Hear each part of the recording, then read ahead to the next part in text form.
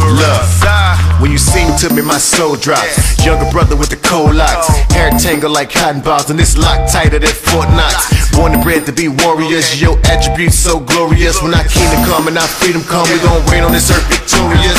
Light is up for the 12 tribes. We back but never left, but they tried to cut us off from our heritage, but we waking up and we being revived. All praises to the Most High, a higher, a higher. And we gon' do this one for Benjamin, baby, just making our way back to Zion. Oh, Benjamin, he's raving as a wolf, oh Benjamin. And we love when you sing praises, Benjamin. Alright, son of days, Benjamin. Shalom, family. Welcome to another broadcast of the GOCC Search Engine International with your host. I am Brother and Elder Rawchaa of the GOCC. Also here with me is Brother and Elder Lawya. Shalom, Elder Lawya, how you doing? I'm doing well. Shalom to you, Elder Rawchaa, and of course, shalom to the family out there through the four corners of the earth. Yes, sir. So blessing speaking here with you again. We're gonna be here for a couple of hours right now, talking to the people. This show about listening, speaking about the growth and the development of the church so far. We've seen it in the new year, and touching into also some current happenings. Looking to hear from the people as well as this broadcast goes. We're gonna talk to the people very soon. So go and spread the word. Let everyone know that we're on. The numbers to call in is 515-605-9327.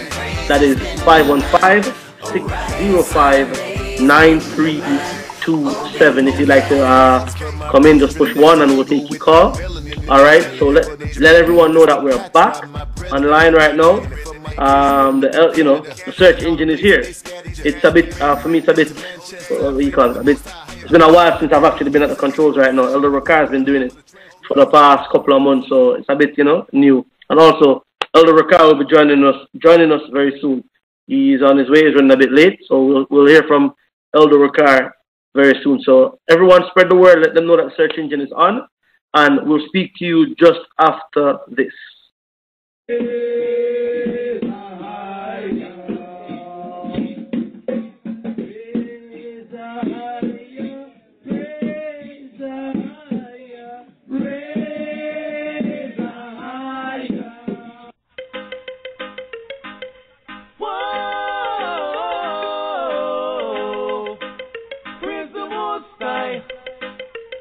I see the whole world a fall apart, and every man them have a cold heart, and bling bling everybody just a aim for, and every man have a righteous thought. Children loose with a loose meditation, and the whole world a fall apart. And when we look at the things that are coming at the world, oh, we can't wait for the brand new start when we praise the higher. Children praise the higher. Bright morning when Babylon is over, the world will praise a higher. Chanting the words of the Most High. I hate Babylon, don't wanna hear. We bring back the laws of the Most High. All when them persecute us, we do it without fear. Over the hills and the town and valleys, shout His name, higher forevermore. Oh yes, we shout in the land of the oppressor. Let the chosen know the kingdom's at the door. Praise our higher, children.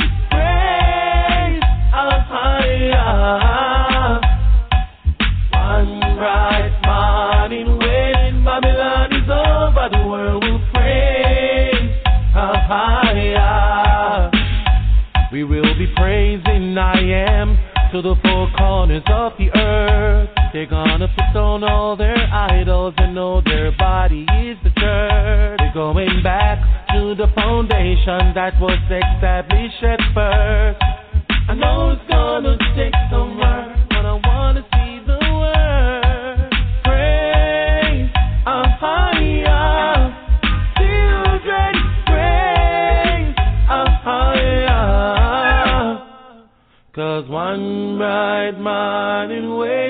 Babylon is over, the world will praise.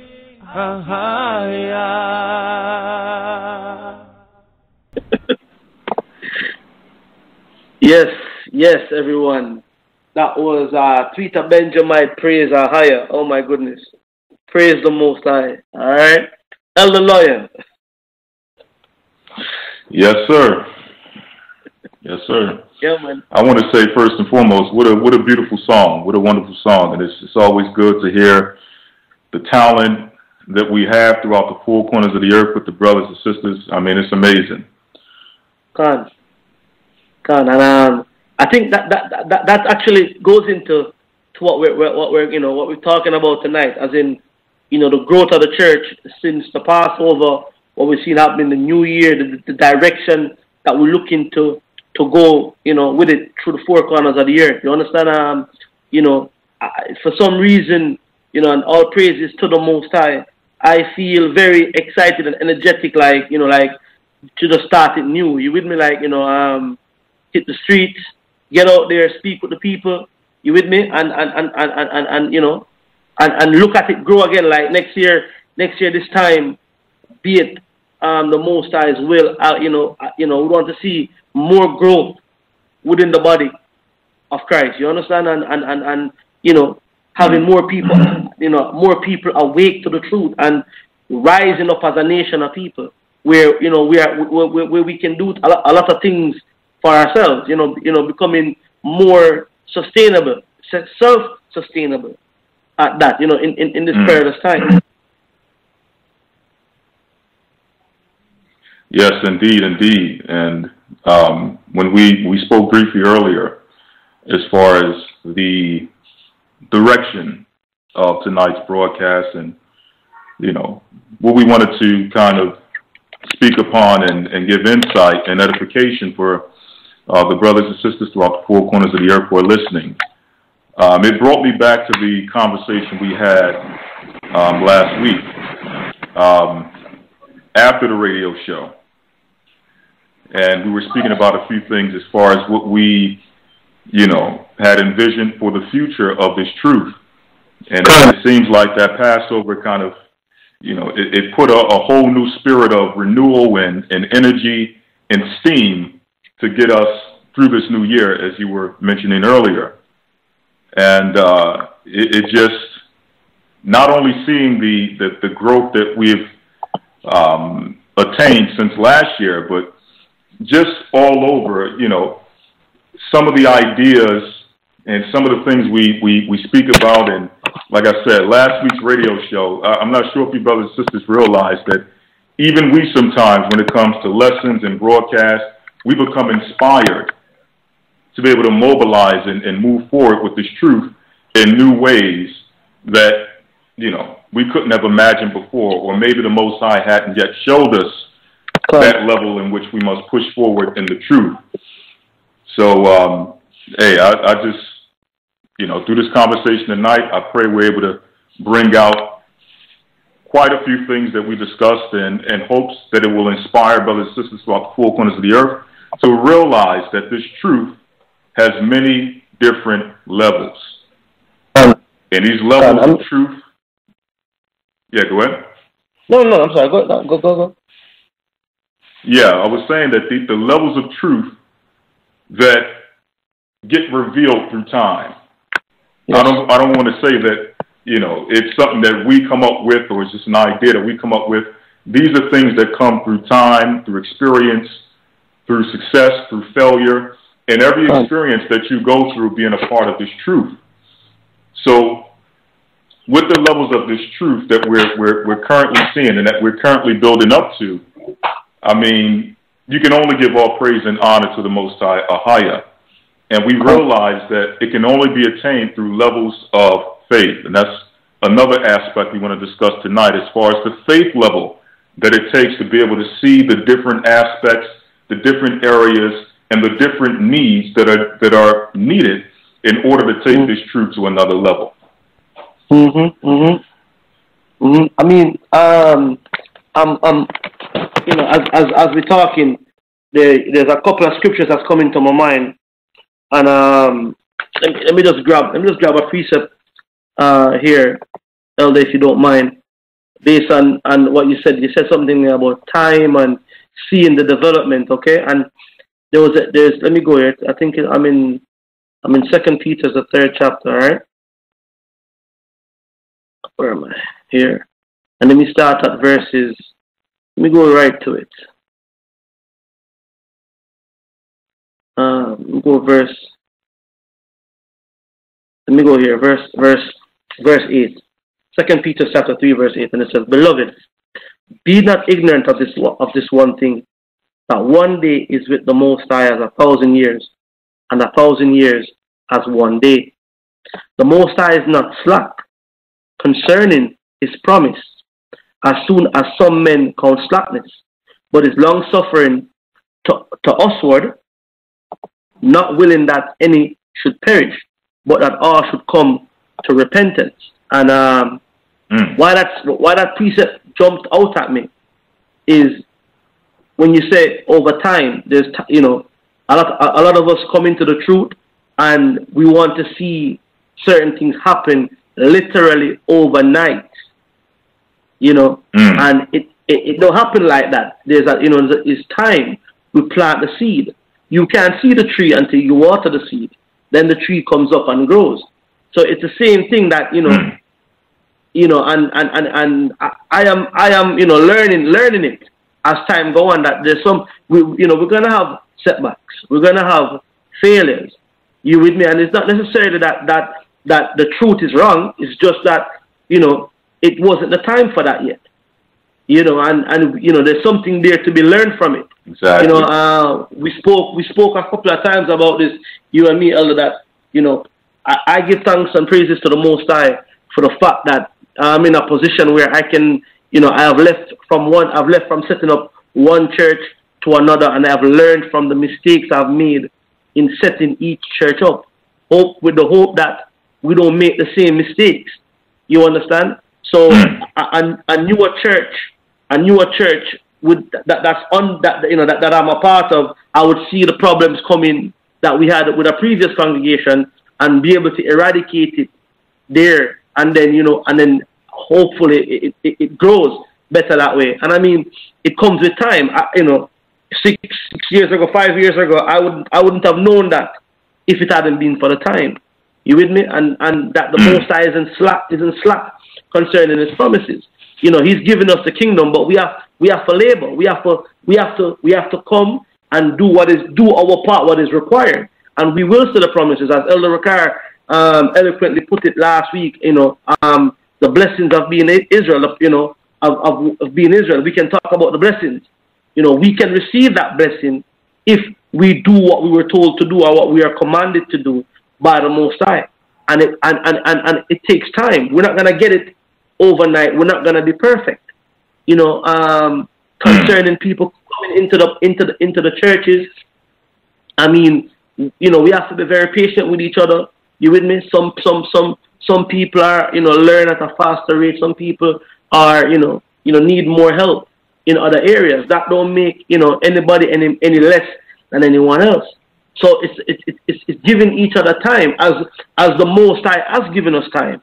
So if He can give us the time to learn to get it right, you with me, before the judgment come, I believe that we should look at it from all aspects like that, in terms of how we approach developing, coming together as a nation of people. That something, we're gonna need to give each other some time to get things right, and understand and be patient and long suffering with our brethren. So I mean, this is all, and that just, like I said, it popped out at me based on what you just said. That you can see the progression. It's not always going to be a success. Sometimes we're going to have setbacks. We're going to have things that don't work the way in which we want it to work, and we have to know that. Listen, that's not a reason to stop.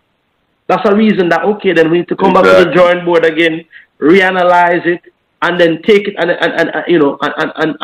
go. And sometimes some things, I believe, are not meant to be. The Most High is not within His will. So, even all these factors, again, we have to take into consideration, dealing and understanding, with growth and time and progression, But yeah. Right, exactly. Exactly, and that's a perfect segue into some of the things I wanted to discuss along with you tonight. And just to the land back, just to be safe here, the land back off of what you just what you just mentioned here. Some of the things that people would consider failures, or things that don't fall, things that don't fall in line the way we think they should, are normally things that may not be done in due season, or maybe things that we're seeing personally that should be done, but it's not in the Most High's timing. So we have to be mindful of that also. Are we doing things in the Most High's timing? Because regardless of how brilliant the idea is, if the pieces aren't in place, or if the Most High is just not behind it at that moment, then it's going to fall through the cracks until the Most High sees, okay, now it's time. But those things you brought forth is a perfect segue to some of the things I wanted to bring out through the Spirit. That, anytime, Elder Rawchaa, if you want to just add anything to, if anything is clicking with you that through the Spirit that you want to bring out something, just come on through, just come on in. Sure. But with this discussion tonight, I wanted to kind of go into the different stages that one goes through in the truth. And I'm pretty sure many of you have heard our discussions on this topic, the many phases of the truth, the stages that you may go through personally in the truth leading up to your current state. And I just want to go through it, and if this is something that's hitting home, then hopefully after this broadcast you can go back, you can do some reflection, and you can say, well, look, I know I've kind of been in this aspect of the truth maybe for the past 2 or 3 years, or maybe even 4 to 5 years.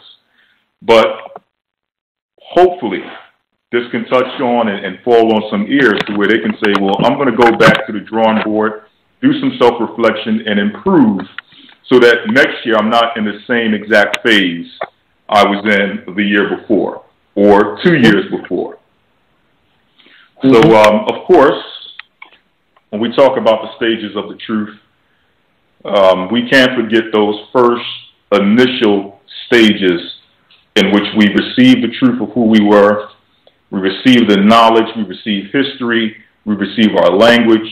We received a plethora of information that really, if it wasn't through the grace and the mercy of the Most High, would have never fell into our hands or fell upon our laps.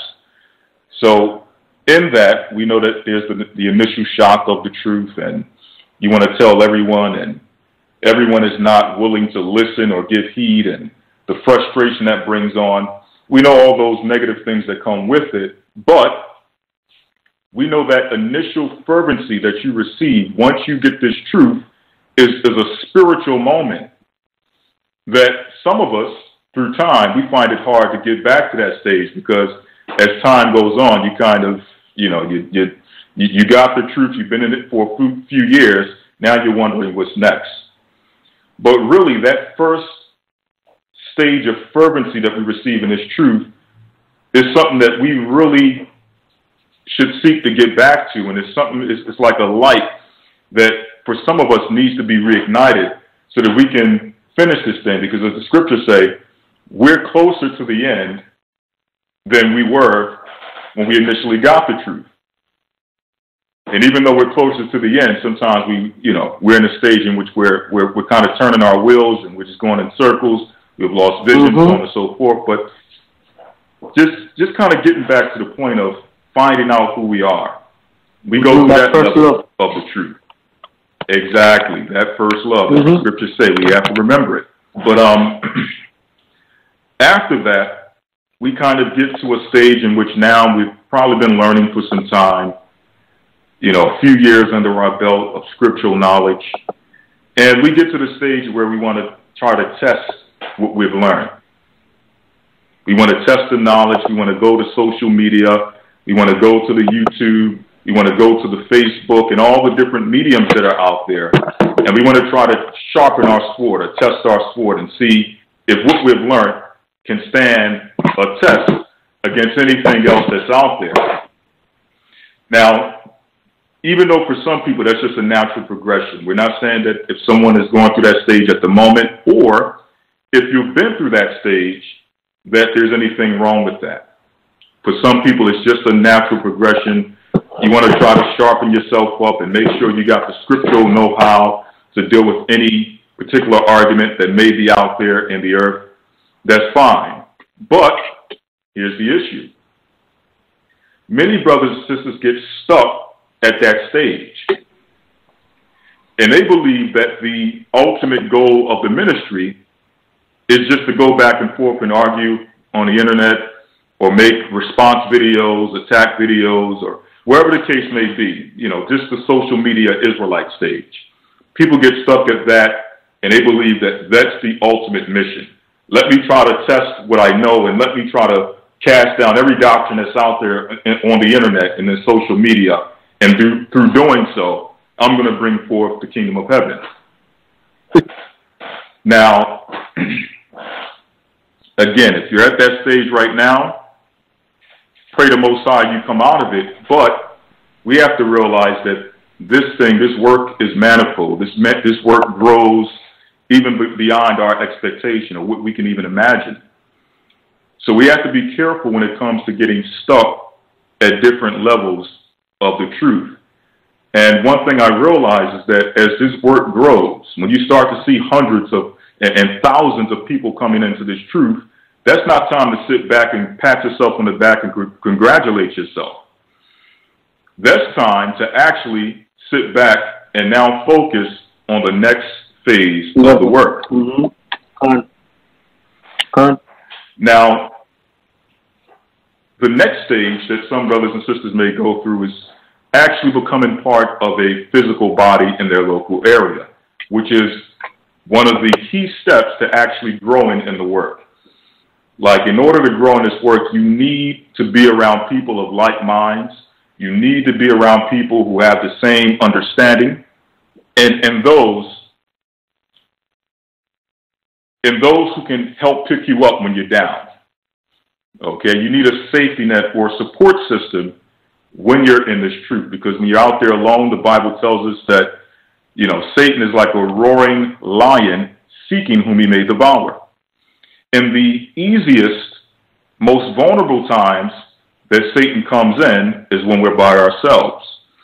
So for some of us, becoming part of a local body is the next stage of this work and the next stage of the truth. And it's during this stage that we realize that we're not just responsible for ourselves. There's other brothers and sisters out there who we become responsible for based on the fact that we've built a bond, we've built almost a second family outside of our natural families. Now you have people who depend on you and you depend on others. So now we start to realize that we are not just responsible for ourselves in this truth, and that the truth is not just about, you know, a knowledge base or a knowledge battle. It's about actually growing so that these brothers and sisters who you're now attached to, who you're in one body with, you're now trying to ensure that you have the necessary information as well as the necessary know-how, the working knowledge of what it takes to get from one stage of this truth to the next, leading all the way up to the kingdom. Okay? Now, the downside for sometimes, and, you know, we always have to bring both sides of what we're bringing forth just to get balance. What tends to happen at this stage, even though this is a good stage when brothers and sisters come together, the trap that usually happens at this third stage is you may get a person who is gathering in a local area, and the only thing they can see is their local area, their four walls, the little place they congregate in. And now becomes a thing in which now they feel like they have to become somewhat of a clique against the work itself. So no longer is it about people coming together in a particular area, a local body, to eventually be able to come together with their other brothers and sisters who are in other places throughout the four corners of the earth, and eventually networking throughout the four corners of the earth. It more so becomes about your four walls. And it gets to the point where you may have even a person who we've entrusted with people. They may come with the spirit of, well, look, The elders are not here. It's all about us. We got to protect us. We got to ride or die for each other, and we're going to do this regardless of what the elders are doing, so on and so forth. And it becomes a clique. A whole body, a whole local body becomes a clique against the work itself and against the people who are responsible for instilling the truth in everyone in that particular area. So now people get stuck at that stage of just thinking about it's just about them and their area. Now realizing this is an international and global work. So now that becomes a trap. Okay? So, and then not to mention also, even if it doesn't get to that level, you also have just the fact that, sometimes you get bogged down with everyday life. And it just becomes a thing about coming to the Sabbath services every week. Maybe you have an extra Bible study during that week in which you come to class. But outside of that, there's really nothing else going on. So people get stuck in that stage and they believe the truth is simply coming to church on the Sabbath or during the midweek Bible study. But brothers and sisters, what we must realize is that this truth, as we mentioned earlier, it continues to grow on so many levels. So the question is, how do we get to a stage in which we're not complacent or we're not content with the level that we've achieved up until this moment, up until this point? First and foremost, we must always realize that regardless of where we are at the moment, we can always get better.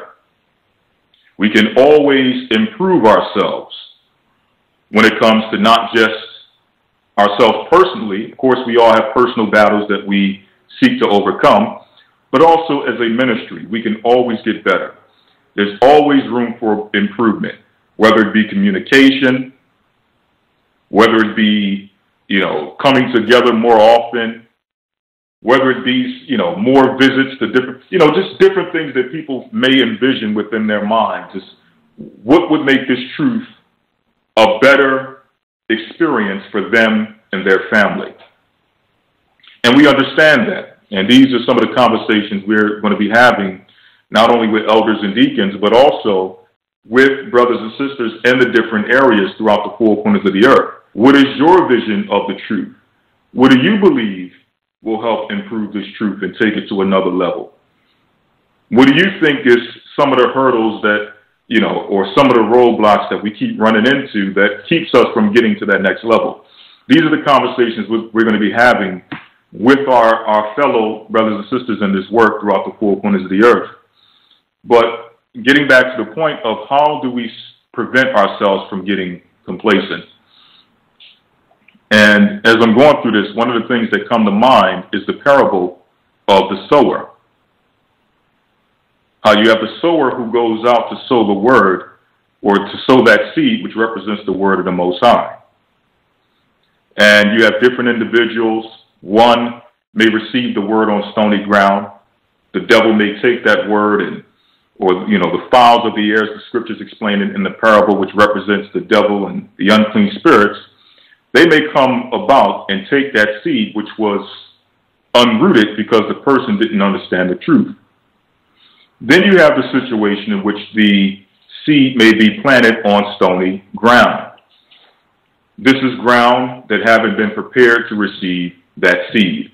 It haven't been tilled, nothing has been done to it, and all the negative things haven't been removed to allow that seed to take its proper root.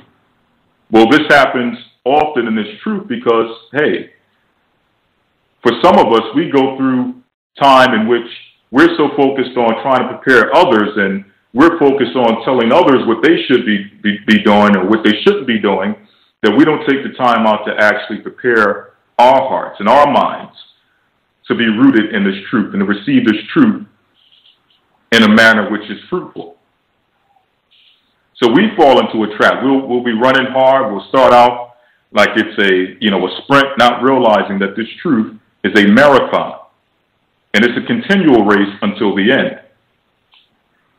So you get that aspect of the truth in which, because a person didn't prepare themselves to actually endure this truth, that seed does not take the proper root that it needs to to endure until the end. But then you have those who take the necessary steps of self-reflection, correcting themselves, trying to help those around them, and all the different elements that are needed in the truth in order for our growth. And that seed takes root in that individual, and not only does it take root, it begins to bring forth fruit. Some 20-fold, some 30-fold, some 100-fold. So that's the stage we want to get to when it comes to this truth. Preparing brothers and sisters to not only be a part of this movement as members, but to be active participants in this work.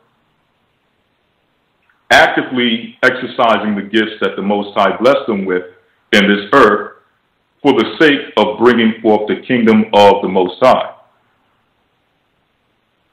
Now, we know the ultimate mission, and Elder Rawchaa, if you want to come in at any point, please, you're welcome to do so. But just to bring out the ultimate purpose of this truth on one level.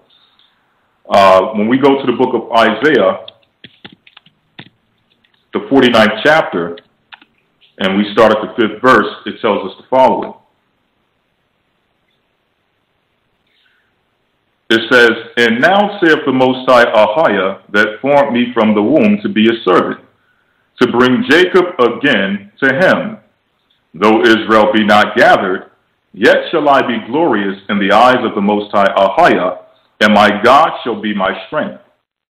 And he said, It is a light thing that thou shouldest be my servant, to raise up the tribes of Jacob, and to restore the preserved of Israel. I will also give thee for a light to the Gentiles, that thou mayest be my salvation unto the ends of the earth."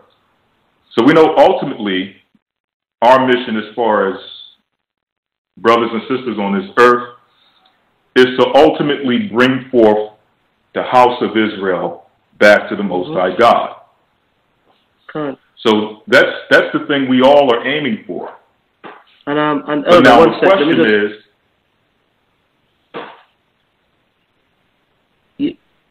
Elder, can you hear me? Yep, nice and clearly. Yeah, man. No, just to add on to what you were just bringing in that scripture, the Bible says it's a light thing. You understand? You know, that means it's not burdensome. We have all the tools right now that we need amongst us as a body. You know, you going through the list before of the, you know, the different stages that we go through, you know, within as a group and even within our persons, that, you know, you have the young stage, and then you come, but ultimately, every Israelite right now who is listening in to this broadcast, right? Ultimately, it's about what them scriptures just said, that it's for us to bring Jacob back to the Most High. Precepting that in with Ecclesiastes 12:13, that the sole duty of man is to keep the commandments. You know, so it all links back into that. So it's not, you know, I see Israelites and brothers and sisters, you know, like we get a bit zealous or, you know, overzealous when we get the truth, and we forget what the mission is, and we get that first love, but then there has to be that progression now. Okay, what do we do now that we have the scriptures, now that we know who we are, we have the Hebrew back, you know, we're learning, you know, what's the next progression from that now as a nation of people. And you're right, people need to get the hell off Facebook and the internet, you know, the internet brews. You with me? Or the social media Israelites. You understand me? Because that becomes now a distraction. The amount of people I see on Facebook or on other social media networks arguing back and forth over nonsense. I mean, if everybody took an hour of them time, the hour that they'll spend on Facebook, and go out there and actually go and speak to some people, then there would be so much more growth towards this kingdom, more than being, you know, arguing back and forth with people. And like you said, yeah, you know, you go through a phase. If you're at that phase right now, no disrespect, but if you know, it's time to grow. We can't spend our times on Facebook arguing arguing with people who already believe. Let's go out there and show the world, and show others who don't have this knowledge that you have. You with me? And like you said, Elder, you put it right. It becomes a battle for some people, that part of the truth. And going into the parables of the sower, some seed fall to the waste. Some produce 60, some produce 100. So we have to ask ourselves, brothers and sisters, where is it that we would want to be in our production? Where would we look at the parable? Where do we want to be in this parable? Do we want to be the ones that fall in stony places, or do we want to be those that produce? And these are the things that we have to ask ourselves. Where do we want to be? Where? Here or there? When you go into the scriptures, it tells you about those who are written in the Lamb's book of life. You understand? So really, we have an opportunity right now to keep our names in that book. So it's really asking yourself, where do you want to be? Do you want to be someone that's not yielding any fruits, or you want to be a tree that is springing out fruits and more people coming into the fold? You understand? And that's what I think that we should drive for. And in our driving for that, we are creating a nation of people. You with me? And a nation of people like the other nations. The other nations are together. The Chinese are together. The Ishmaelites together. These people are together. So we have to create that togetherness for us on the truth, on the righteousness, and wake up our brothers and sisters who have not yet seen this truth. It goes more than just a debate, an argument, or just cursing somebody out. Or you're a Sunday Christian, or you eat pork. It goes more than that. There's more facets of it right now that we have to grasp, and we have to just look around. Everybody listening to this broadcast right now can look themselves in the mirror, ask themselves the question: what have I produced since I've been here? Since the Most High has given me this knowledge, what have I produced? Am I a seed on the wayside, or am I a seed that's yielding fruits? What am I doing? Look, we can all look at that and examine ourselves through them lens. Are you producing, or are you just a waste? So it goes there. And we get the joy sometimes. The truth is entertaining. You see people getting cut with the sword. It's entertainment. You understand me? But what is that? Is that what the truth is? An argument? You with me? Nah. We have for Christ. Christ wasn't arguing with nobody, man. Christ was out there healing the people. Christ was feeding the poor. You understand me? He was moving from place to place. You understand me? And he was doing it even when his life was at stake. So, come on, brothers and sisters, you with me? A lot of us are like revolutionaries behind our computer screen, on our Facebook, We are, but we have to move that and get out there. The Bible says the harvest is plenty, but, the laborers are quite few. It's like you say, Elder Lawya, right? You look at 2,000 people, or 2,500 people, or they're about at a Passover, and some people go, yeah man, we made it, and no, we're looking like, listen, now we need to start working. Right. We haven't even scratched the surface. Exactly. We haven't scratched the surface yet. Exactly. More people are now there. That means there's more needs to attend to, more people to deal with. You with me? Now more than ever, we have to step our game up. Now more than ever, because that 2,000 people can dwindle, can go back into madness. So now is the time that we're like you said, we have to get with the people, speak with the people, find out what's going on. What is it that what are your views, or how do you see it? What can you add to bring to make it more? You understand me? And also in the process of doing that, also remember that when you give a suggestion or an idea, that maybe at that point in time that idea it's not for that time. But at a later date, once steps 1, 2, and 3 are covered, then your idea can fall right in, and then we can grow. Making a suggestion. This is another thing. Sometimes people come and they'll give a suggestion, and based on the fact that the suggestion isn't taken on board at that point in time, then it becomes a cause for offense. Right. And and people have to understand that that's not what it is. You with me? Even us as elders have had suggestions at times that something, it wasn't the time for that yet. But eventually, yeah, of course. Exactly. If I could say too, everything is not feasible at certain intervals of this truth. Everything has its due time. Exactly. It has a time when it's needed. When now it's time for that. Like now we're in that phase right now where from where I'm looking at it, and I spoke to you, I want to go back out there again as if I just got the truth last night, and and the end is tomorrow.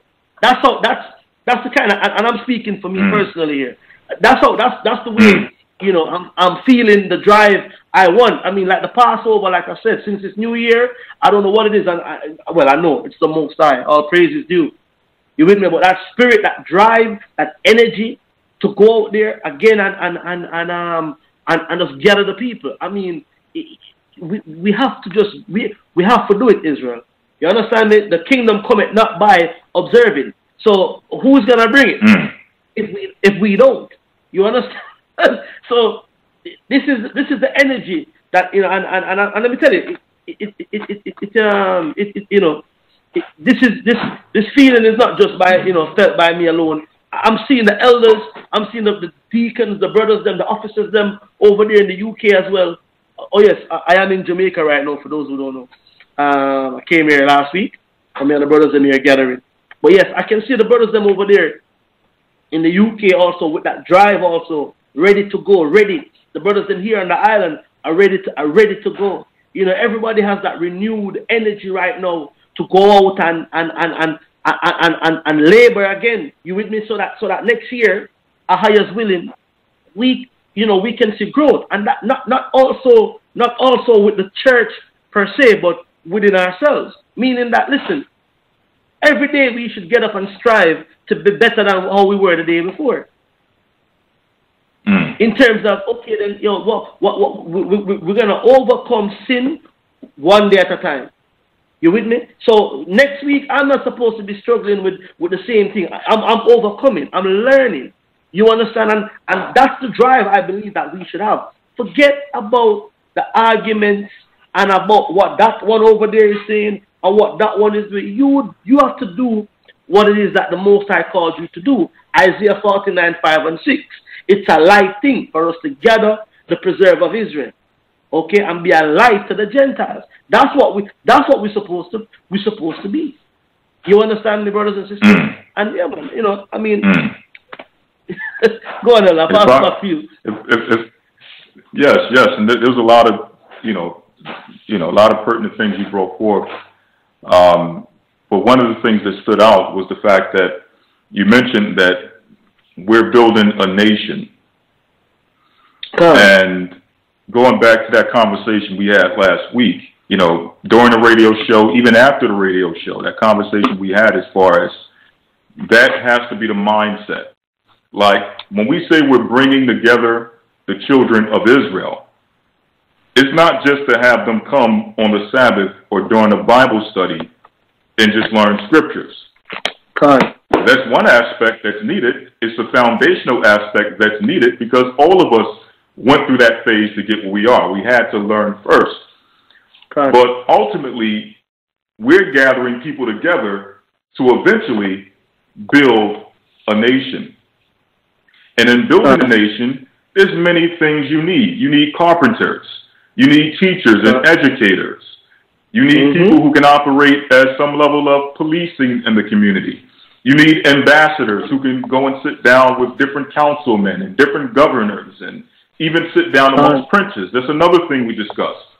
We have to see beyond, we have to see beyond this stage of this is just an Israelite thing in which it's about me getting the truth. It's about me throwing on the fringes, putting on the beard, talking the Israelite lingo, and going through all the, you know, all those aspects of it, and think that that's, you know, I'm going to walk into the kingdom of heaven with that. It's about now taking what you've learned, because as you mentioned, we can argue all day about another group or what someone else is teaching or what they're saying, but hey, whatever they're teaching, they're taking that, whether it's true or not, and they're trying to do something with it to progress. So the question is, if you have the truth, what are you doing with it to progress it? Exactly. Because nothing that nothing we say personally is going to stop someone else's ambition or their drive. Regardless of what they're teaching or what they're about, they're going to do whatever's put on their spirit to do with their doctrine. The question is, what are you going to do with the doctrine? Exactly. You know, so, hey, we have to come to that mindset in which now we're not just thinking about the everyday fray of what it means to be an Israelite, but also thinking about the next levels. Okay, we're the princes of the earth. Eventually, we're going to have to sit down with some princes of Ishmael, princes of Ham, and princes of all these other nations, and kings, and royalty, and all these different people who are out there. And it can't happen if we're behind a computer. Exactly.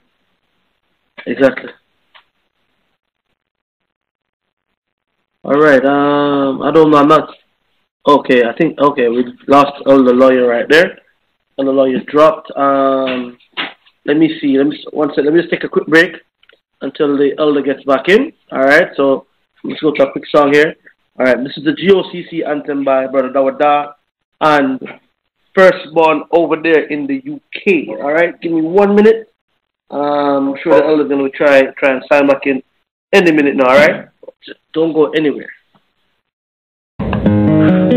If you have serious health challenges or just want a full body tune-up, then pay a visit to Rawchaa-naturally.org.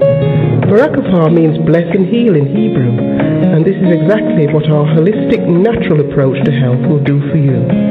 Your body has been designed by the Most High to correct and heal even the most severe illnesses using full body cleansing and detox protocols in combination with whole foods, herbs, natural supplements, pure drinking water, and a stress-reducing lifestyle, positive thoughts, and prayer.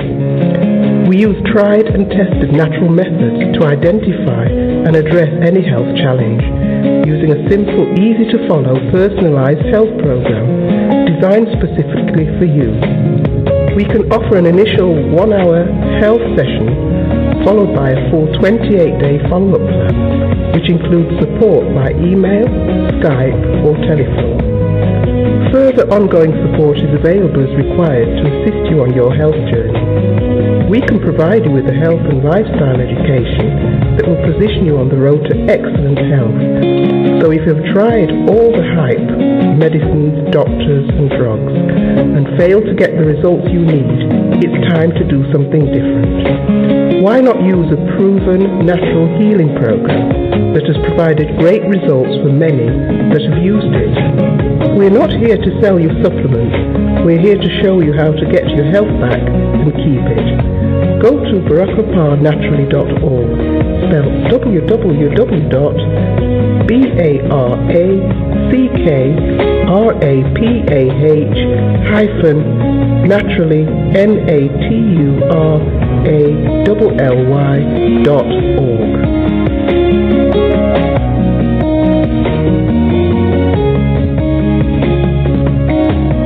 Okay, so that was Rawchaa naturally. All right.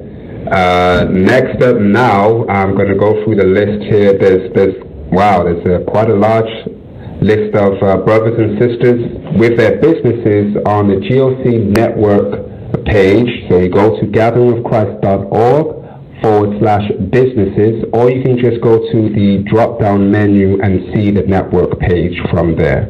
First up, we have Rawchaa's Naturals.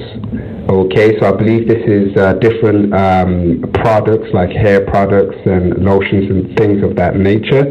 This is Rawchaa's Naturals. You can reach her on 816 816-824-1032. I'll read that again. That's 816-824-1032. And for those out of America, you'll just put +1 at the beginning of that number. Okay, you can also reach her on her website, which is etsy.com/shop. Okay, and you'll be directed to the various items available. All right. Okay, and that's Rawchaa's Naturals, and I'll tell you, this is naturally based stuff instead of that stuff that causes cancers and issues. Right. Let's support our sister. She in Kansas City. Rawchaa Naturals. Next up, we have Heavenly Treasure. Okay, it says here, for where your treasure is, there your heart will be also. A biblical quote. And they've got oils. They've got biblical oils.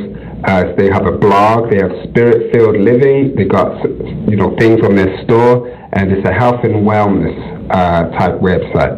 Okay, that's heavenlytreasure.net. I'll read that again. heavenlytreasure.net. And they have a Facebook page with the same Heavenly Treasure Life, and also the contact details is an email, so you can go to heavenlytreasure1018@gmail.com. That's HeavenlyTreasure1018@gmail.com. Heavenly Treasure. Next up, we have Ahia's Promise Herbals. Okay, I guess there's a click to a website maybe. Let's try that. Okay, yes. So when you Ahia's Promise Herbals, there's not much contact details on there, but there's a hyperlink on the actual banner. You click it, and it'll take you directly to their website. Again, they have a lot of body products. It looks like they actually have a natural organic deodorant now. Yeah, I have to order some of that. I have one of these upstairs. It's natural deodorant. Sisters make it themselves. They have natural lip gloss. They have frankincense and myrrh. You name it. Frankincense rocks. They got honey products. Everything that we're normally, instead of Maybelline and all these cancer-causing products, right. Ahia's Promise Herbals. Y'all need to go there, because at least you'll be supporting your brothers and sisters and receiving products that are natural, made from the earth. And, we can't support our brothers and sisters enough. So let's make sure you go to Ahia's Promise Herbals, to get your natural products. Right. I guess that's a nice image too. I guess that's an artistic impression of honey, milk and honey. A land flowing with milk and honey. That's pretty cool. Okay, next up we have Kwam Yashrala. Okay, this is train up a child in the way it should go, and when he is old, he will not depart from it. So I guess this is things. These are actual children books. Right. Where they can learn the holy days and all that. Right. The Passover, the Feast of Weeks, Purim. Right. So it's an actual site. Right. Where you can order children's books, and they'll actually learn of the Bible and holy days and laws and all that. Right. And check this out. The depiction of the characters are accordingly. They are right depictions. Right. When they're talking about a specific nation, it's of that nation. Right. Blowing a trumpet. So here it is. You can go there, order. Just click on Kwam Yashrala. Just click on the page on gatheringchrist.org. You'll see the books there, and order these children books for your children. And you should do this. Why? Because brothers and sisters, listen, they are teaching our children the so-called alternative perversion lifestyles in school now. Right. So we have to offset some of these things. If we can't get them out of these schools yet, let's offset some of this imposition, this mental war against our children, this psychological war, by giving them and instilling in them the pride that comes with their forefathers who are in the Bible. Now, also, this is where you can reach them at. You can reach them at www.bacharbooks.com. That's BACHARBOOKS.com. And it's clickable also, like the other banner. When you see it come up, you can click on the image. Click on the image, it takes you to the page. It takes you right to the page. There you go. Okay. Next up, We have Exodus, herbal gum and tooth powder. So no more fluoride for your toothpaste. This is natural. You can use this. It says here, the revolutionary herbal gum and tooth powder that is especially formulated for infectious bleeding gum, which is the only gum and tooth powder with immediate effects. It contains no chemicals, no fluoride, no preservatives, no additives, no artificial coloring or sugar. So, and I'm glad that they brought this up, because a lot of you don't know fluoride was purposely put in a very toxic ingredient. Okay, and it's what they call it. They can call anything fluoride. Right. They'll just name it fluoride, even if it's chemical waste, and they'll place it in your toothpaste. And here it is, you see your teeth getting brown. It's because of fluoride. 9 out of 10 dentists agree with fluoride, because based on the fact that if you use it, you'll become repeat customers, losing your teeth. Right. So no more fluoride. Just click on the page, Exodus herbal gum and tooth powder. All right. What's next here? Next up, we mentioned Rawchaa naturally. Next up, we also have here WOS. Is dedicated to bringing you the finest quality organic and wild harvest herbal supplements that are 100% whole herbs. 100% herbs. You go to WOSherbalhealth.com or click on the link that's on the GOCC network at gatheringatchrist.org. Right. What's next here? Next up, that's actually me. We got that's myself, Shane Cole Consulting. Okay, basically legal advice over a range of different areas, you understand, and in a nutshell, I've actually done things that I had no prior experience to, but anything legal is certain principles that apply across the board. And the whole deal is, I've even helped, without naming any names, I've helped one particular sister who dealt her whole life and was actually legally minded as well. But because she didn't have financial experience, I actually helped show her some of the things that she wasn't looking at too. And was able to get her some help that she didn't think what was available. Exactly. So when it comes to finances and all that, Shapat has a legal degree, a law degree within the UK, and he's a great legal mind. So Shea and Company Consulting, you can reach out, and it's good to reach out to a brother whom you know will be on your side, and it's not about no finances. It's about helping you within this beast system, helping and making you aware of the attacks against you legally. So that's my brother here, Shapat. All right, what's next?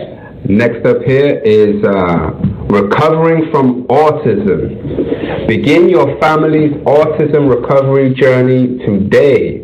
And that's a book that is available on Amazon.com, Amazon Kindle, and Barnes & Noble. Okay, and the author is Sister Terry Brogan. And the whole deal is, we all know that autism comes from the thimerosal and additives they put in your vaccine, brain killing your children. Well, there's a way to detoxify or get the toxicity out of your child. Autism is something newly up since they have mainstreamed and fast-tracked these vaccine schedules. So this is an onslaught, a medical attack against your children that's causing seizures and all types of things. So here it is. A mother and people who have gone through this want to tell you their journey in recovering, helping their child recover from autism. And a lot of our brothers and sisters need this. Okay, so you have Terry Brogan. You can get her book, Recovery from Autism, on Amazon and Barnes & Nobles. Next up, we have, what's this? Desired Promise. Handmade just for you. Okay, so you got handmade hair and body products. You can go to desiredpromise.com. You can also, on Facebook, you've got Love Desired Promise, and you have an email at info@desiredpromise.com. And there's a phone number, which is 281-738-1505. Okay, we have Herbal Health Review proudly presents Discoveries in Health by Dr. Truman and Crystal. Okay, now, of course, you can go to herbalreview.com for this, and you can call the phone number 1-503-362-5899. She's helping our people along herbally and getting some advice on what to do opposed to these killer medications that are leading to false mental health diagnosis. So a lot of these things we need to disconnect, get more spiritual, and go back to the herbs. The Most High said He made herbs for meat. Believe it or not, your food is your medication, and I'm glad a lot of our brothers and sisters who are part of the GOCC network, really push the herbal way opposed to the pharmaceutical death and eugenics way. Right. All right, what's next? Next up here, we have Above Ruby's products. This is natural hair and body care. Okay, it says embellish your crown with Above Ruby's healthy hair care jewels. See, and I'm glad that I met the brothers, the sisters, and the brother that's behind this also. Natural hair and body care, and a matter of fact, you can go to our page, click on it, and you'll get the contact information. All right, you can go direct to AboveRubiesProducts.com. AboveRubiesProducts.com. Come on, we have a few more. Come on. Okay, we have Lawya Creative. Okay, art and fashion design. Okay, we got handmade art designs such as logo designs, portraits, paintings, and more, including garments, for nice clothes for feasts and such, and shirts, dresses, mitres, and more. Look at that. And wow, this girl, this sister, is very talented when it comes to art, and it comes in her creativity. It shows in her creativity, the clothes she creates. Please support this sister. You can call her Lawya Creative. You can reach her at Lawya Creative. That's LACHAAYA Creative at gmail.com. Phone number 224-234-9894. And you can find her at LawyaCreative.com. Come on, we only got two more. Come on. All right. Next up, we got 12 Tribes of Israel apparel. Real nice. Come on. Okay, we got, this is at www.12, that's 12tribesapparel.com. You can reach them there or at 909-806-7258. Exactly. Get some Israelite and represent your tribe. Absolutely. Last up, we have Endiv Apothecary. Okay, we got www.endivapothecary.com. It's time for healing, natural healings and herbs. That's spelled www.endivapothecary, APTHECARY.com for your natural herbs. Okay, of course, it's good to see our brothers and sisters conscious and get more into the healing of their body as well as their spirit. Now let's go right into it now. We be together in a crash.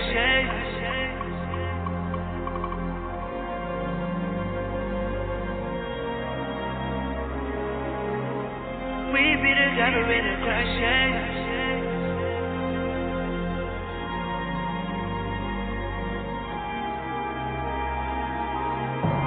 We be together in a crash.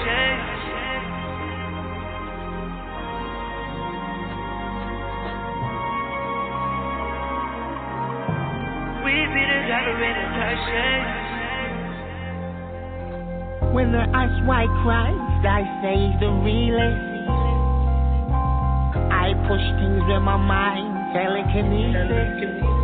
Yeah, the truth cuts like a sword, straight into pieces. Put your life on the line for your brethren, that is the deepest. We calling on Yeshua, some calling Jesus, but he was a Hebrew, so we don't ascribe to that Greek Jesus. Lion of Judah, the Nazarite, Messiah, prophesied. 144, yeah, they're on the rise. When the luminaries black the sky, Looking in writing on a white horse, in all white. If you're written in the book of life, you're alright. Went from zero to Negro to all might. Got friends with the light that is all bright. Got my Bible took, so for the demons, they get shook. Word get wicked, yeah, will got book. I wanna keep clean from all that muck. Some stay sheep and some stay shook. Some say it's man that broke that book. I say which prophecy has bluffed. River of your freight is all dried up. Sodom and Gomorrah evidently born. Children of Israel, slaves we won. Tell them say the mark of the beast will come. Can't even buy if you don't take one. Mystery Babylon is a blasphemer. And the Holy One of Israel is the Redeemer. Said the Holy One of Israel is the Redeemer. I think the most important question that I ask myself, and that you know, we be together in a clash.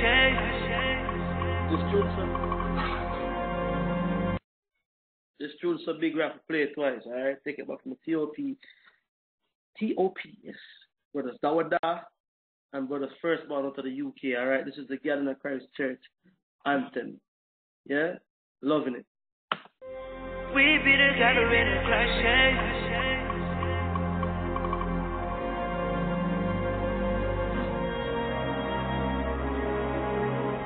We be together in a clash.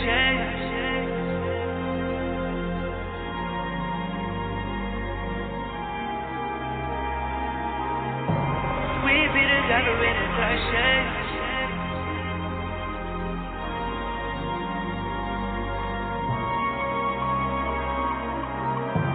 We be together in a clash. When the ice white cries, I say the realest. I push things in my mind, telekinesis. Yeah, the truth cuts like a sword, straight into pieces. Put your life on the line for your brethren, that is the deepest. We calling on Yeshua, some call him Jesus. But he was a Hebrew, so we don't ascribe to that Greek thesis. Lion of Judah, the Nazarite, Messiah, prophesied. 144, yeah, they're on the rise. When the luminaries black the sky, looking in writing on a white horse, in all white. If you're written in the book of life, you're alright. Went from zero to Negro to all might. Got friends with the light that is all bright. Got my Bible took, so for the demons, they get shook. Word get wicked, yeah, will got book. I wanna keep clean from all that muck. Some stay sheep and some stay shook. Some say it's man that broke that book. I say which prophecy has bluffed. River of your freight is all dried up. Sodom and Gomorrah evidently born. Children of Israel, slaves we won. Tell them say the mark of the beast will come. Can't even buy if you don't take one. Mystery Babylon is a blasphemer. And the Holy One of Israel is the Redeemer. Said the Holy One of Israel is the Redeemer. We be together in a clash. The real true Israelites, yeah. For the Gentiles we the light, yeah. We come to kill parasites, yeah. We be together in a clash, yeah. We bring the truth to your side, yeah. We got you shy by your side, yeah. All praise to the Most High, yeah. We be together in a clash, yeah. The real true Israelites, yeah. For the Gentiles we the light, yeah. We come to kill parasites, yeah. We be together in a clash, yeah.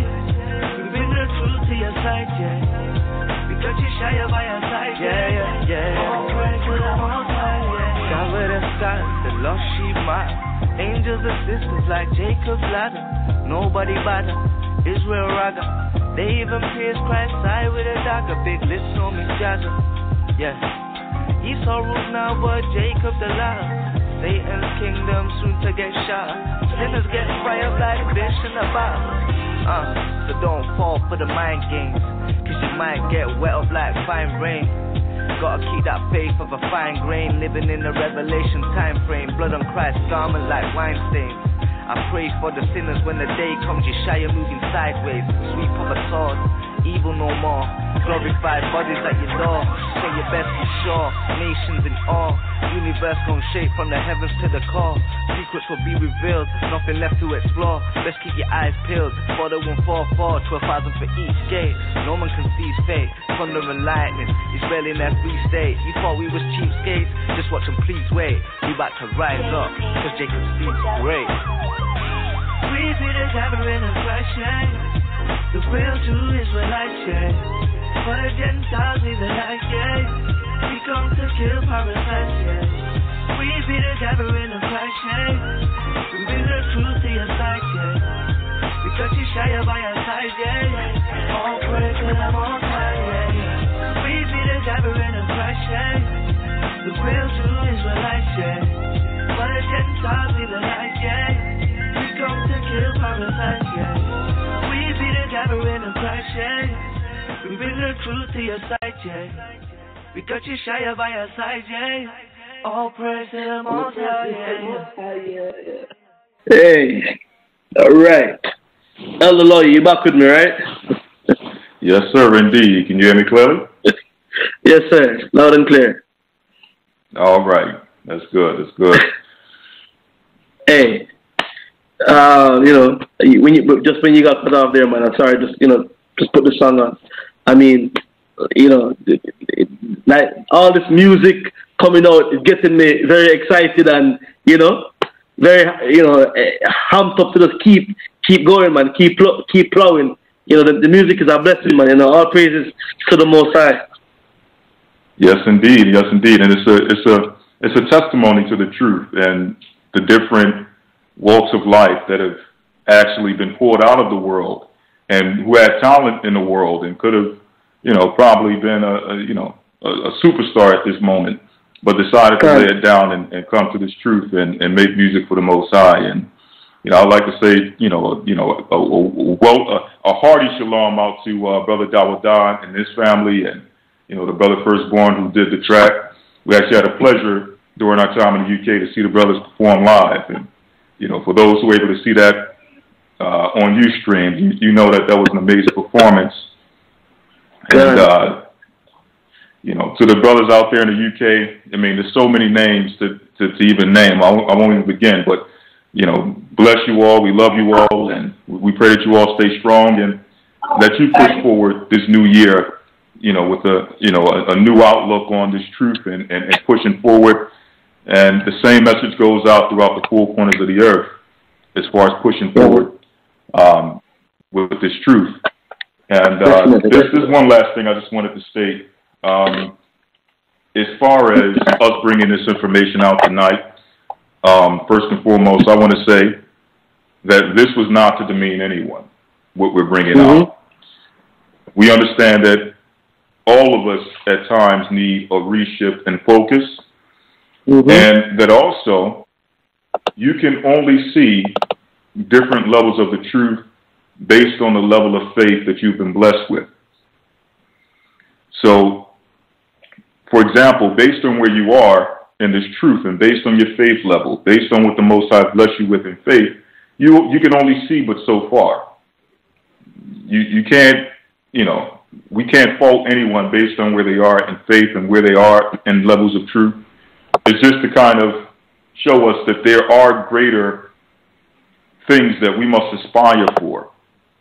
Like when you in a world, when you have a career or when you're working for a corporation or something of that nature, you have a vision as to where you want to be in that corporation within the next 3 years, the next 5 years, the next 10 years, so on and so forth. So that same kind of mindset, without all the carnality and all the things that come with corporations, but that same mindset has to be in the truth. Where do I see myself 3 years from now in this truth? Where do I see myself 5 years from now, 7 years from now, working and operating in this truth? And what will it take to get to that level? So, you know, that's the last thing I wanted to leave brothers and sisters with before we open up the lines. And, you know, we would love to hear some of your, you know, your inspiration or some of the inspiration that you received from this Passover leading into the, you know, up until this time, that's causing you to get a better outlook of what the vision is for this truth. All right. And okay. Before we open the lines, just remember the numbers to call is 515-605-9327. That is 515-605-9327. Yeah, I'm gonna go over and take some calls. I think we have the first caller here is from the 618 area code. Brother Balas, let me know what number you want. I'd love to speak with you as well. All right. 618 area code. All right. Let's go. Shalom, caller. Hello. You are live. How you doing? All right. I'm doing all right. I just had a couple of questions. What's your name? First one was, my name is Danny, Danny. Okay, go ahead, brother. All right. The first one was, where in Hosea was there, as far as the times, one day is like 1,000 years on earth, one day is in heaven? Okay, that's actually in 2 Peter's, the 3rd chapter, and the 8th verse. Right. Was there another verse? And then Hosea 6:1. The Most High will in 3 days time, the Most High, yes, will revive us. Yes. Okay. And the second question was, is the 144,000, are they the fishermen that is talked about in Jeremiah? Well, the 144,000, what's your name again, brother? I didn't get your name. Danny. How you doing, brother Danny? I'm doing all right. All right, that's good. That's good. Well, the 144,000 are basically the leaders of this new kingdom to come. Some of them are operating as fishermen and those who will go out and fish the people out. So the answer as far as are they operating as fishermen, the answer is absolutely yes. But when you're talking about the 144,000, ultimately, you're talking about the leaders who will lead and be governors under Christ and the 12 disciples in the 1,000-year reign or in the new kingdom to come. Okay. Okay. That's all I had. All right. Bless you, brother. Praise the Most High. All right, I'm going to put you back in the queue. Do me a favor, Danny. Just push the number 1, and that will take you out the call queue, all right? And while you do that, I'm going to go to the next caller from the 331 area code. Caller from the 331 area code. You are live on the Search Engine International. Go ahead. Shalom, this is Balas. Hey, how you doing, brother? Shalom, Balas. Nice to hear y'all on again. One thing I'd like to say is that, ever since, I think it was before I was even in the truth, I always wanted to see, my people.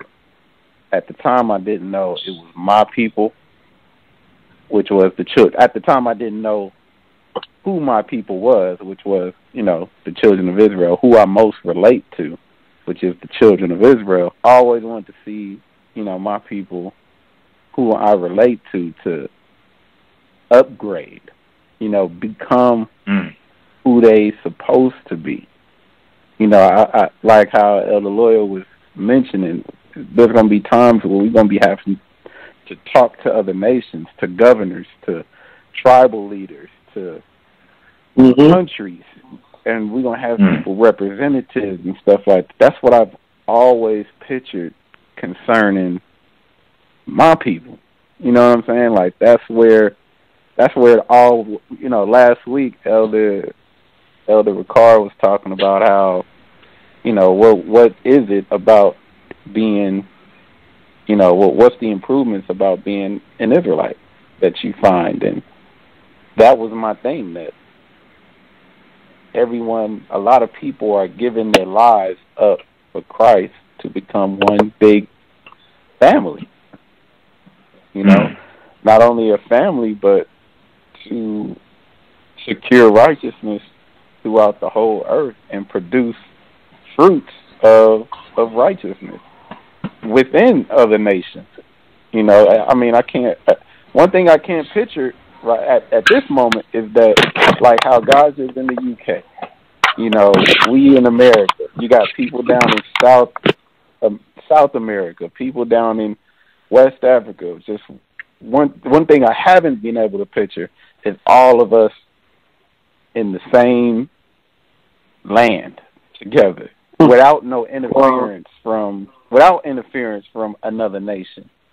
And that, but I do pray that time is coming, and I believe that's what what the Most High is talking about when it comes to the wilderness. You know, because eventually we all going to be put into that position to be able to govern ourselves, and of course, Him being the highest governor over us. So, but yeah, I mean, you know exactly what Elder Lawya is talking about right now. Just relatively, just in relation. That's all. Praise the Most High that we talked about it. And you know what, Brother Balas, it's definitely in us.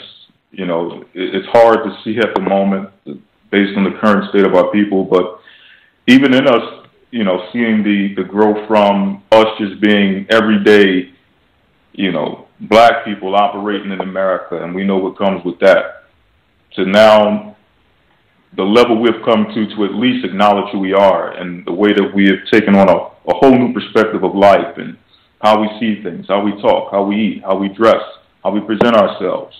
We're seeing, you know, that level of royalty in its infancy stages. But I would like to add to what you were stating as far as, you know, being that people that will eventually have to represent royalty and having to speak to, you know, different people of high stature. I mean, it's in us.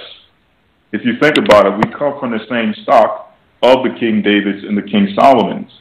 And when you examine King Solomon, he had the greatest people on earth, some of the most wealthiest, most powerful people on earth coming to sit at his feet to hear the wisdom that he possessed.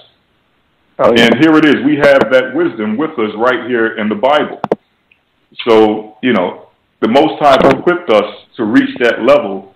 It's just we have to see it. We have to get out of the, you know, whatever the inferiority complexes we have, whatever the things that's holding us back, we have to get to that level to where the nations are coming. And I'm not just talking about the everyday. I'm talking about the elite of some of the nations are coming and they're inquiring wisdom of the Most High from little old us. So it's definitely in us. And what I do see also is I see this is happening way fast. When they say time is shortened, I mean, I see it happening so fast. You know, me, you know, guys, I mean, a lot of us been in this like 8 years, and to see the increase in the church, you can go to a church anywhere in the hood, and they probably been there, you know, 20-something years, and still only got like 20 members, you know, or maybe 2 churches, you know, 100 members. I remember back in the day, you know, 50 people was a Passover, you know. Yeah, I remember when it was just me. I remember when it was just me. You know, I had to watch the classes and stuff. I mean, it's a blessing. You know what I'm saying? Then, you know, it turned into 3 people. Then it turned into, you know, 8 people. You know, and now you start to see the same faces. And my brother, and you know, to allow me back off what you're saying, right? Is that's testimony in itself, where 2 or more are gathered, Christ is in the midst. And if 1 man, 2 man can go out there and increase it like that, I mean, okay, check it out. The UK, prime example. You with me? Prime example with the UK. The UK was 2 men. 2 men came over, Elder Lawya, Elder Rawchaa. The UK has multiplied now, you know, 10, 15, 20 times over, 100 times over. You understand? based on two men coming together and saying, listen, we're going to do something. You with me? So imagine right now, with the numbers that we have now in terms of growth, imagine if more brothers said, yo, listen, all right, come, let's do it. You understand me? There's more things going to happen. We are, as the elder put it before, that as a nation of people, we need things we need builders within the nation. We need carpenters, we need engineers within our nation. You understand me? To grow. Yeah. So the brothers them who are here, we have to go out and bring more into the fold. Just like the elders before did, just like at one point in time we did do and still are doing. You understand me? Imagine if everybody did that. Yeah. You with me? And then we started to prefer each other in terms of skills, in terms of what we do, the trade. We traded each other. Right now, let me grow some vegetables here in Jamaica and ship it to you, to where you are. You with me? And you ship what you have to me. You with me? We're trading with each other. Then we're moving into the next level. We're owning ships. We're moving through. We're dealing with ourselves. You understand me? And all them things, people, I believe that we can do that. You understand? It's not about, it grows. You understand me?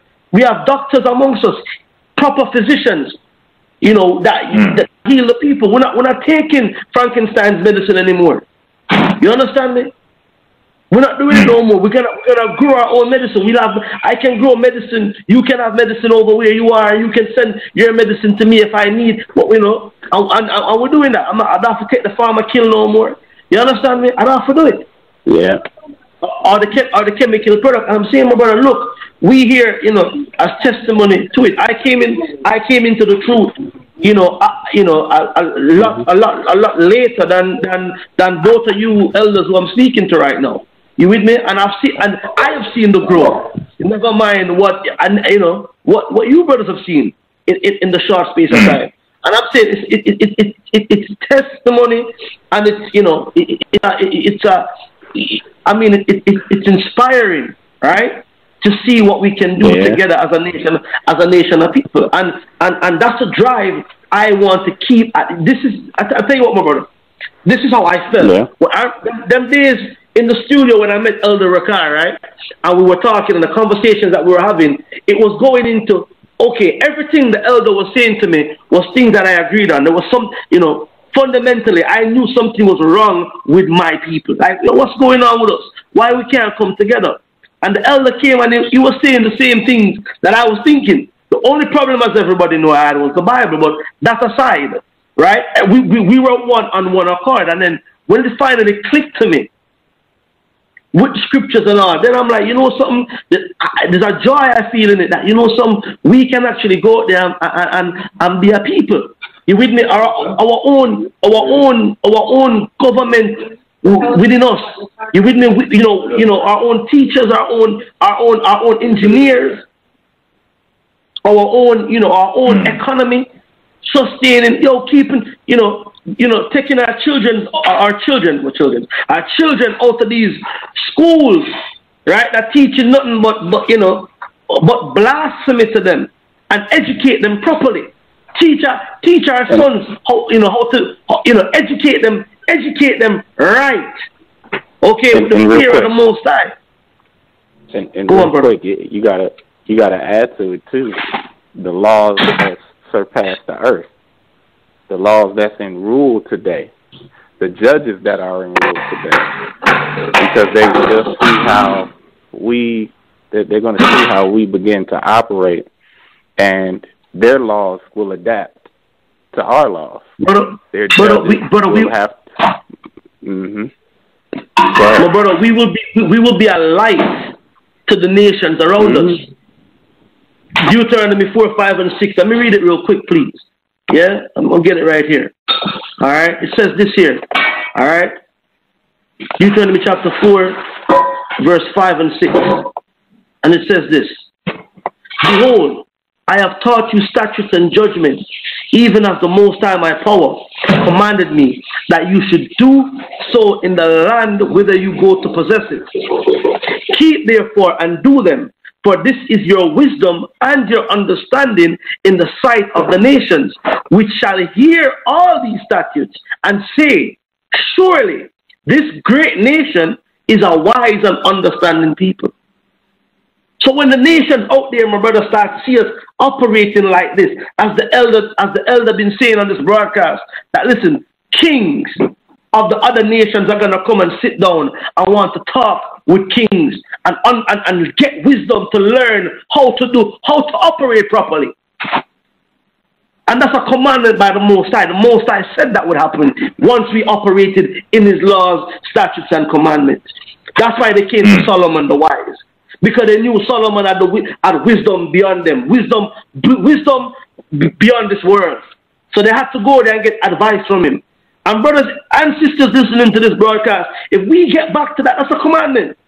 If we do these statutes that the Most High has given us, the other nations are going to look and go, yo, listen, these are wise people. Let's go over here. That's how we become a light to the Gentiles. That's how the Gentiles are going to come and go, oh, okay, listen, teach us the laws. Teach us what we should do and what we shouldn't do. How to eat, how to live. You understand? Sorry, brother, man. Go on. The pass back to you. If I can mention one thing too, Gaja, I mean, this is a pretty, I would say, a very spirit-filled conversation. But I just want to say one more thing off of what Brother Balas was mentioning earlier, as far as when he remembers, it was just himself. Then it grew to 3 people, then 5 people, then 8 people. Now, I know we mentioned earlier that when we see over 2,000 people at the Passover, we can't be content and realize that there's more work to do. That's not saying that at every level and every stage we get to, we're not happy that the Most High have at least increased this work and have sent souls to us. That's not to say that we're going to be ungrateful, because every single stage is needed for the growth of this work. Like, for example, the experiences you learn when you only got 2 people that are learning are going to be needed when you now got 5 people. The experiences you learn when you got 5 people is now going to be needed when you got 15 people. And it's going to continue to grow to where now that 15 people, all the experiences and all the success and failures you go through with that 15 people will prepare you for now 30, then 60. And it will continue to increase, and you'll notice that every stage the Most High is giving you something new that will prepare you to lead a nation.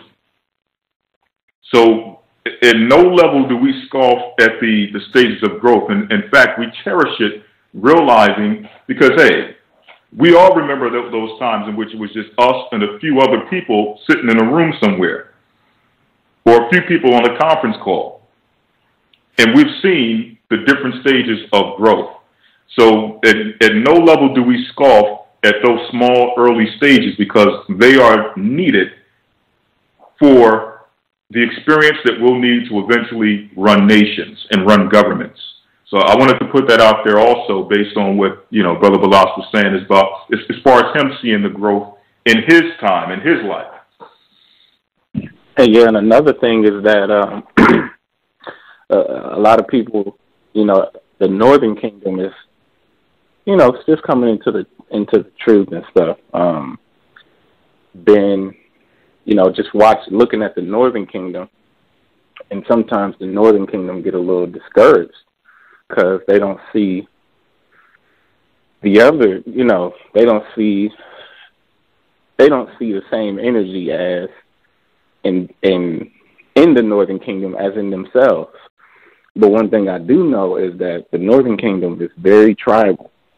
And because the head tribe is broken, when I say the head tribe, I'm talking about the tribe of Judah, and they haven't been tribal. Now the adoption of coming back to being tribal, and the reflection that we'll have based on the virtue that we do hold in our communities will reflect on to the northern tribes, and they'll just get up, and it won't even be a debate for them.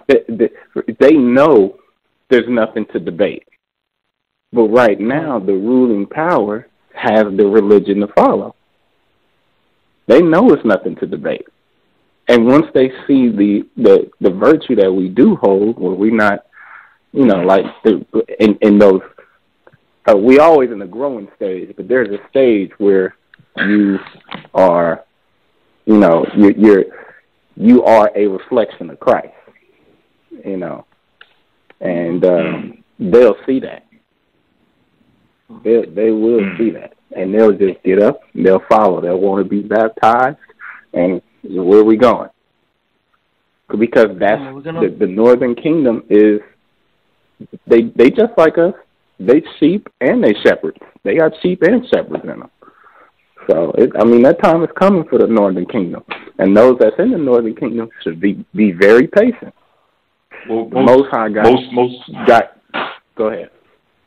Yeah, most definite. I don't mean to cut you off, but most definite when it comes to the Northern Kingdom, you know, I would like to say this based on that, because I know exactly where you're coming from and what you're stating, what you're saying, and the point that you're making concerning the Northern Kingdom, and the fact that Judah, as we know, the tents of Judah would be raised first, as it tells us in, I believe it's Zechariah. So we understand that. But on another level, I hear this often, not just with the Northern Kingdom, but also different tribes that are in different areas of the earth, which may not get as much, we may not, you know, speak as much on different areas or things of that nature, because when it comes to certain things that we've experienced in this earth, the Most High have put us through certain experiences that we can bring out and relate to the people who have experienced those same things, same type of community, same type of living, same type of ills, same type of pressures. Not to say that the other tribes don't go through it, but, you know, that's just the way it is. But what I say to that is, if it is seen as a thing in which the Northern Kingdom may not get as much, or it seems as if they don't get as much notoriety, or some may say, okay, the brothers and sisters in this part of the earth, whether it be Africa or Asia or just different, you know, Israelites all over the earth, you have to make it your business or make it part of your mission to say, well, look, I notice not as much is being focused on the Northern tribe. Let me sever out a part of the work in which my energy is focused mainly on getting the Northern tribes together so we can have a better representation of the Northern tribes. Let me work on the brothers and sisters in Africa so we can get a better representation of Israelites in Africa, so that we can bring this thing to the forefront when it comes to Israel scattered throughout Africa or Asia or Europe or wherever the case may be. So that's my message to those who may feel that way, and we understand that. But you have to make it a part of your work if it's your desire to now sever something out.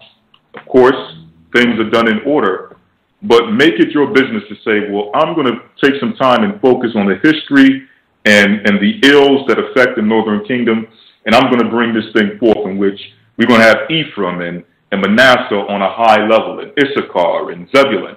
We're going to have all of them on a high level to represent this truth on another, you know, a whole nother level, okay, so to speak. Right. So thank you, Brother Balasi. Yeah, okay. Yeah, go ahead. Sorry, go ahead. No, I was just going to say, I was going to say, let's take some more calls. I see the, you know, the calls here. So just, you know, I was saying what you are saying. Go ahead. No, I was finished. If you have something to say, you can go ahead. I was finished. No, I'm good, man. I'm just gonna go to the next call. Brother Balas, always a pleasure hearing from you, man. And keep up the works, all right, man. You know, over there. You in California, all right? Pretty much Nevada.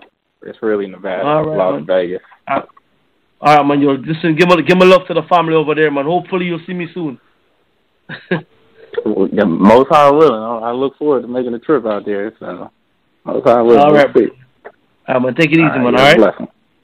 Yeah. Bless you, man. All right. Moving on. Let's go into the next call right now from the 919 area code. Let me see here. Let me go here.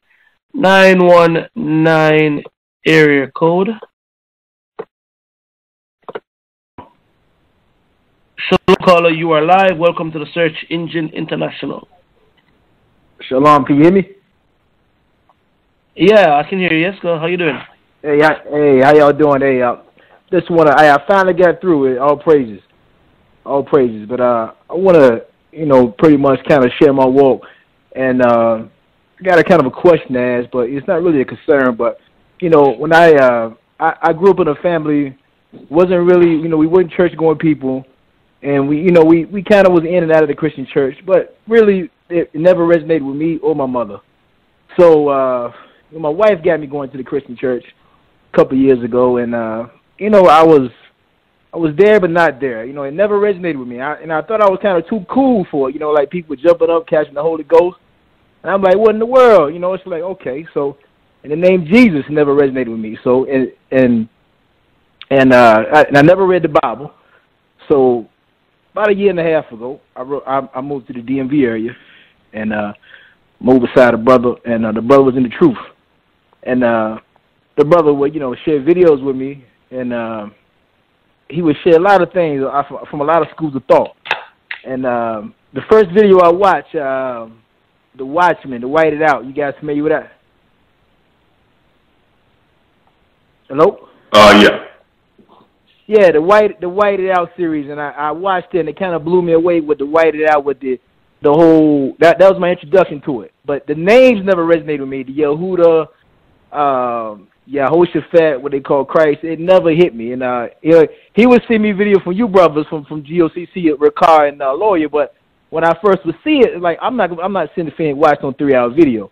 So one day I happened to sit down and watch it. I was like, okay, let me sit down and watch what you brothers saying. And it literally blew me away. The document which y'all brothers were giving. It was the video about last November. It was the grace law. But it blew me away. I was like, whoa, this is the truth. So, and I'm all in it now. But my question is, my background. I'm from a part of North Carolina where it's been a whole lot of mixed racing going on. And my mother, it's like the area. It's like they breeded out a third race. They didn't want to be black. They want to be white. That's the history. So my mother is from that town, but my father is from Louisiana. And I met my grandmother. She's black, like she's Southern tribes all the way. But father, he's unknown. Supposedly, my father, he's in his 70s. He's a little older gentleman, and he pretty much, the story is he came up in the sharecropping days. The story is she possibly might have been raped, and he was possibly a white man. So, and my wife always gives me grief about, I'm trying to fit in. She's not in the truth, and it's a constant struggle dealing with her. But most high willing, she'll come around. But she's like my worst enemy when it comes to the truth. She says I'm trying to fit in, but I always rely upon that scripture. When sheep hear my voice, they know me and they'll follow. And that's why I know I gotta be a part of these tribes. Because when I heard it, it was like music in my ears, especially coming from you guys together.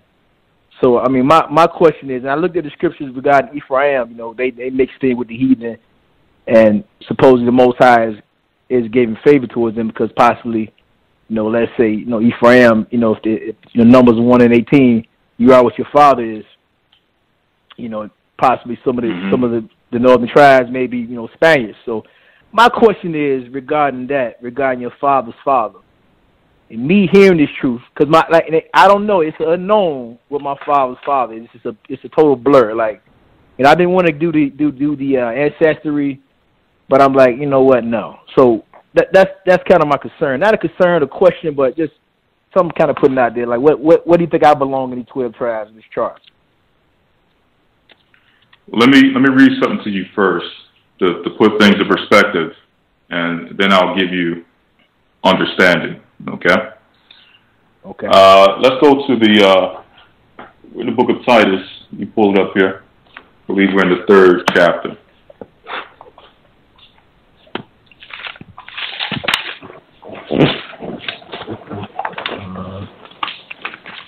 So we're going to go to the book of Titus, chapter 3. We're going to explain why.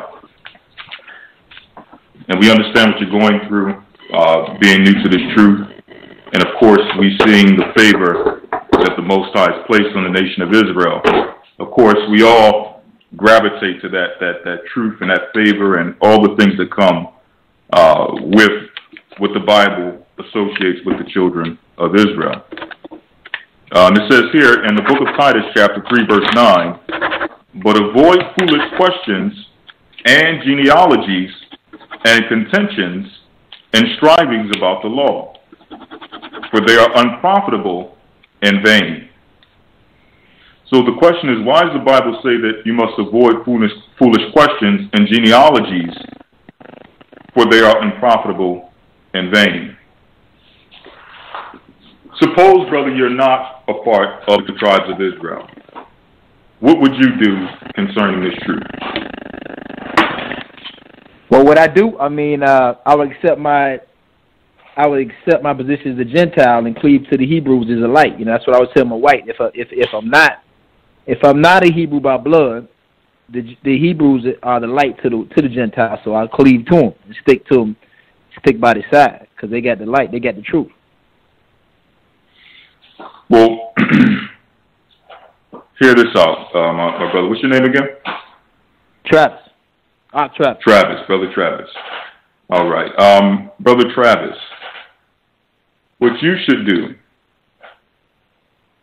is not even focus on and let that be a hindrance to whether or how you're going to operate in this truth. Your focus should be keeping the commandments, gaining a foundation in this truth, and building yourself in this walk, regardless of what you have been called as, whether Jew or Gentile. And Christ, when he comes back, he'll do the separation and the severing and the division of nations, showing who's who, as it tells us in the book of Matthew, the 25th chapter. And I'm saying that because for some people it becomes such a hindrance that they battle within themselves of what they are, not realizing that we all have, we all are in a sort of a murky situation when it comes to being able to identify exact genealogies and who's your great-great-great-great-grandfather. We all can have that argument. God. But the reality is that, number one, curses identify who the people are, and secondly, the prophecies identify who the people are. And thirdly, our focus should be more so not even dealing with this inward battle of what is my nationality, what's this, what's that. Because the reality is that you're going to have many people who are claiming to be Israelites and are so-called hardcore Israelites who either will not be Israelites according to blood or will not make it even though they are Israelites because they don't accept the basic principles of Christ. So your duty, brother, is to keep the commandments, which is the whole duty of man, and to serve Christ as your Lord and Savior. And let Christ do that division when it's time. All right. Well, you know what? Pretty much, I pretty much do the answer. I just need some confirmation. Indeed, brother. Indeed. Hey, I want to say, you brothers, man, y'all push. I've heard a lot about, Africa is the last frontier, but I never hear South America. I just got back from a trip from Cartagena. And let me tell you, I didn't realize, I didn't know when I was down there, Cartagena, Colombia was the largest slave port in South America. And it's so funny to see us down there look just like the Negroes in the United States and speak a Spanish tongue. And I was telling Ricard the Passover that every brother we told, like you tell the Negroes in the United States you're gonna get kicked back. They don't, about 95% of I'm in the Washington D.C. area. And I prophesize a lot on the street windows. Just seeing brothers on the street. I work in downtown D.C. I run across brothers and I try to, I talk to them. They're not trying to hear me. But every brother I talked to in Cartagena, Colombia, was lit up like a Nimrod tree when we told them they were the Hebrews. Everybody was blown away. We went to a little village called Palenque. Palenque is it's about an hour and a half away from Cartagena. It's got some deep history. It was a place where the Spaniards, I can't think of the founder's name. They have a statue of him. They ran away from the Spaniards and formed this community, and those people, their lineage is intact, and they are secluded away. They're hidden away, and it's one of those tours you got to get off the beat. It's like off the grid. Like you got to know somebody. Well, it's one of those things that you know it's there, but it's not an official tour. But anyway, make a long story short, when we got there, and they was giving us a tour, and during the same time we was giving them a lesson, and they were utterly amazed, like, oh my God, are you serious? Like, yes, we are the people. So I just want to, I hear a lot about Africa, but South America, they need it, brother. They need it bad down there. Indeed. And brother, that's an amazing testimony, and we're definitely going to be doing some work in South America very soon. So that's not going to be an issue very soon. They're going to definitely know who they are before it's all said and done. But Brother Travis, we thank you for your call. We're going to move on to the next caller. Hey, thank you. Shalom, brothers, and all praise to the Most High. You guys put this truth out. Like I said, when I first heard it, I was amazed. Well, all praises, brother. All praise to the Most High. Bless you, brother. Shalom. Shalom. Shalom. My brother Travis, push 1 for me, please, and that will just take you out of the queue. And we move down to the next caller here from the 347 area code. Shalom, caller. You are live. Hello, is that me?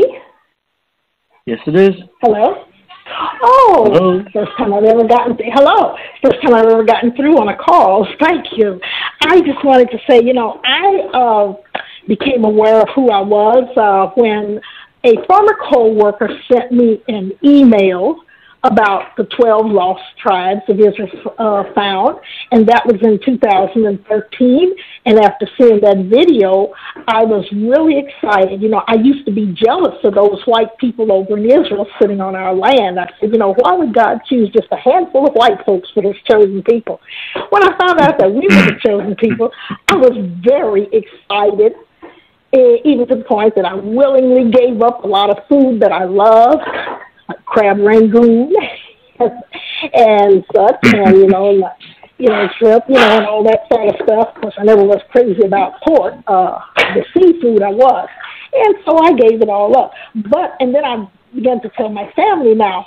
I learned this late in life. I'm a grandmother and a great-grandmother. Also, I got one great-grandchild, and I try to educate my family, but they all say, "Oh, Granny," and when I try to talk to them about just general things, that pertains to us and why we're in this situation, they say, "Oh, Granny, why didn't you talk about that old Bible stuff?" And my daughter, my oldest daughter, I'm here in New York with my oldest daughter, and so I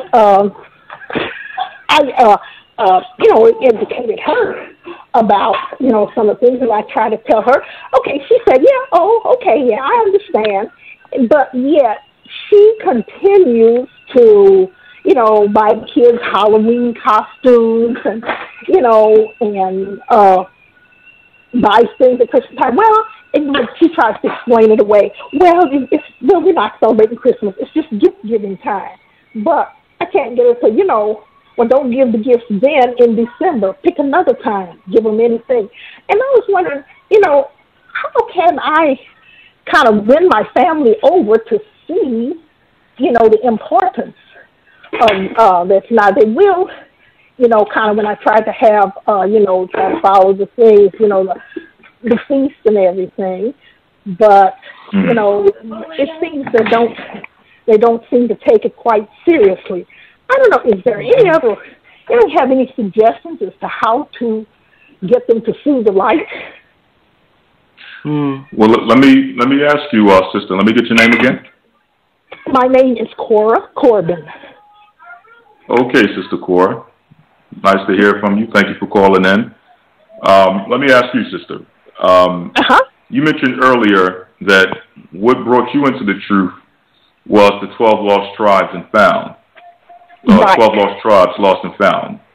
And you were gravitated to it based on the fact that you always wondered about the Jewish people in Israel and how is it that God chose them over everyone else. Right. So based on that, you had an interest in who were the children of Israel, or what was the identity of the children of Israel. Would you agree? Yes.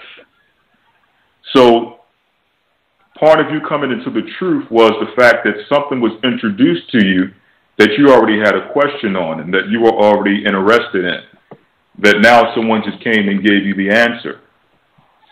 You understand what I'm saying? Yeah. So your entry into the truth, your entry into the truth was based on something that piqued your interest, and then the Most High, through the truth, answered your question. So now, when it comes to your family, it has to be somewhat a similar process.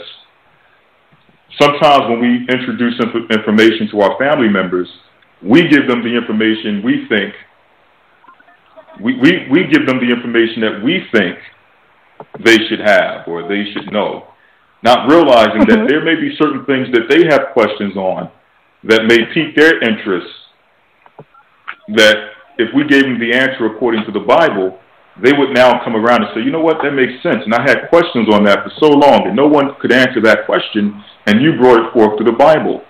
And through time, you'll notice they'll start to ask more questions concerning some of the information that you've been learning. One of my granddaughter, you know, when I talk about, you know, the things in the Bible, you know, I mentioned the scriptures that you all talk about that prove different things, and then she comes at me with, well, what if the Bible is not true? Suppose that, you know, and then my sister-in-law is always talking, well, you know, the Bible is, you know, man wrote the Bible. You know, the Bible has been, you know, contaminated. You know, how can you be sure everything is true in the Bible? And I just don't know how to answer them. Now, for me, I understand from your teachings and everything. I've seen not only your teachings out there on Ustream and YouTube, and I've seen others too, and some other teachings, you know, when they're out there talking about, you know, touching on some subjects, I can tell it's not quite right. I said, from you all teachings, I know that it's right because the pieces fit together. I mean, it leaves no question. I used to have a question about, you know, the earth billions of years ago and the Neanderthals and the dinosaurs and then the story of creation. And now that I found out, you know, after listening to the teachings and everything about how it's man-made science, you know, I said, well, that makes sense, you know. But, you know, other people, and then I have a friend, see, I'm in New York now, I'm from St. Louis. I have a friend back in St. Louis who's the widow of a Baptist minister. And, you know, I was talking to her about, you know, some of the things. I even had posted one of your videos on my Facebook page, you know, and we were talking, and she said, well, you know, I watched some of this video, you know, now I went to Bible study class, and we studied the Bible all the way from Genesis to Revelations in order. These guys, they're jumping around all over the Bible. You know, I mean, she just didn't seem to see the value in, you know, your scriptures. You're pulling out the scriptures and what, you know, you were saying and how the scriptures were backing up your statements and everything. But she just, you know, was complaining about that you were moving around in the Bible and not going, you know, in order and straight through like that. And so, I mean, as I talk to different people, you know, it just seems like they all have a different answer. Now, when I first got to New York, I started going to this one little small startup church in the Bronx, and it was mainly for Hispanic people, but I had studied Spanish in college. I majored in it, so I went on because I had met the pastor through a Bible class, and so I was going there for a while until I found out that we were Hebrews, and I told him. Now, I wasn't there the Sunday that he told the group, and I said, well, what did they do? He said, well, they just smiled, but yet he still kept on, you know, having Sunday service. And when I was talking to him about the you know, dietary laws, he said, he was going to tell me, well, when Jesus Christ came, he cleaned all the food. So, you know, so you can eat pork. I can still eat my ribs, you know, and things like that. But now the church has since folded because, you know, it was too small. We couldn't pay the rent. Sister, can you hear us, sister? Yes, yes, sister, I can hear you. Yeah. Oh, sorry. I just want to read one thing. I'm gonna let Elder Rawchaa in, but I just want to read one thing in response to what you were saying about your niece. And you know, she was questioning the Bible, saying it was written by men. I'm just going to read one scripture, and I'm going to pass it over to Elder Rawchaa. This is what the Bible says in 2 Peter 1:20-21. It says, knowing this first, that no prophecy of the scripture is of any private interpretation. For the prophecy came not in old time by the will of man, but holy men of God spake as they were moved by the Holy Spirit. So that's the response you give when you're speaking to your, when you're speaking to your granddaughter or anyone else who has questions concerning the validity of the Bible and how did it come about. But ultimately, the Bible says, let every man be persuaded in their own mind. So if someone is not convinced, they're not persuaded, regardless of what you say, it'll just fall on deaf ears. But with that, Elder God, you can go ahead and add anything you would like. Yes, sir. My sister, give me your name again, please. What's your name again? My name is Cora Corbin. Hi, Cora. Yes. Shalom, sister. Yes. I'm listening and I'm hearing your frustration. In terms of bringing your loved ones into the truth, people who are close to you. You with me? And what I found, I said let me speak to you, is that what I realized with family especially, right? Family loves you, right? They love you. But sometimes they don't always take you serious because they know you, they know who you are, they've seen it, they know your intimate parts. You understand? So sometimes family don't always take you serious, and also friends, close people. So what I would suggest, right? What I would suggest to you to do, you said you're in New York. Have you been to fellowship with Elder Gabar? No, I haven't. I've seen videos of his service, but I haven't had a chance because I'm usually watching my young grandchild on Saturdays, and my daughter's a beautician, and that's her busiest day, so she's working on the Sabbath. And I had said, maybe now that the weather's getting warmer, and she's a little older, she is 3 now. I said maybe one day I'll just get out and go. Well, I tell you what.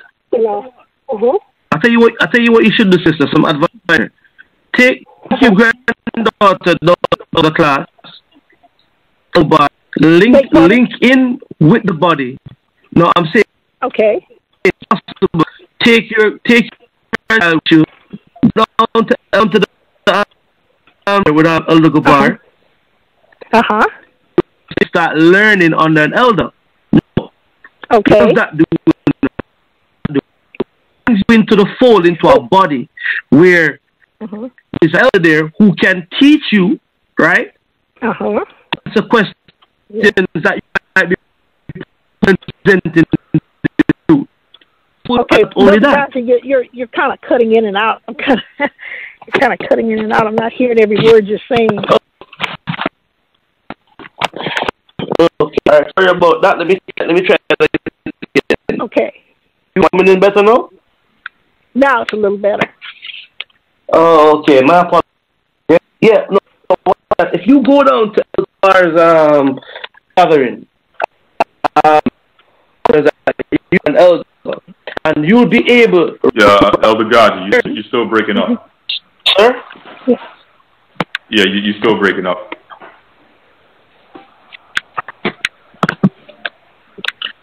You hear me? Yeah. Okay, now I hear you. You're good for a brief moment. You're good for a brief moment, but when you talk for extended periods of time, it goes out. It starts cutting out. Okay, my apologies. Just let me know when I cut out again, all right? Can you all hear me now? Now. Yep, that's better. And praise the Most High. Well, what I'm saying, my sister, right, is that who will be able to teach you in real time how to answer. Okay, I tell you what, I'm gonna yield. I don't know if you heard what I was trying to say before. If you could just repeat the message, sister, for me, please. Yes, Sister Cora. Basically, what Elder God is stating is that it's best to link in with an elder who can give you advice, who can actually teach you how to deal with these situations and teach you the progression that it takes to be able to communicate with family and some of the trial and error that you will go through when you're trying to speak to family. And on top of that, you'll have people with you in like mind that you can speak with and become personable with and build a relationship with, to where now you have, not only your physical family, but you have a spiritual family that you can connect with that you can speak to. They can give you their testimonies, their experiences, what may have worked with them when they were trying to deal with family. All of that comes with being a part of a body. So the best thing to do is to link in with the elder in New York, Elder Gabar. He's a great elder, a great brother, and he'll guide you in the right way and show you how to operate and how to deal when it comes to family and things of that nature. Okay. Well, Elder Lawya, while I have you here, one other question. I didn't get to ask this a couple of weeks ago when I was listening to the broadcast. But okay, now I have not been baptized in the church yet, so and plus I didn't have the finances to attend the Passover, this past Passover. But if you're not able to attend the main Passover like that or one with the church, is it still acceptable just to celebrate with your family and friends in a gathering like we used to do with Christmas and Thanksgiving? Yes, absolutely.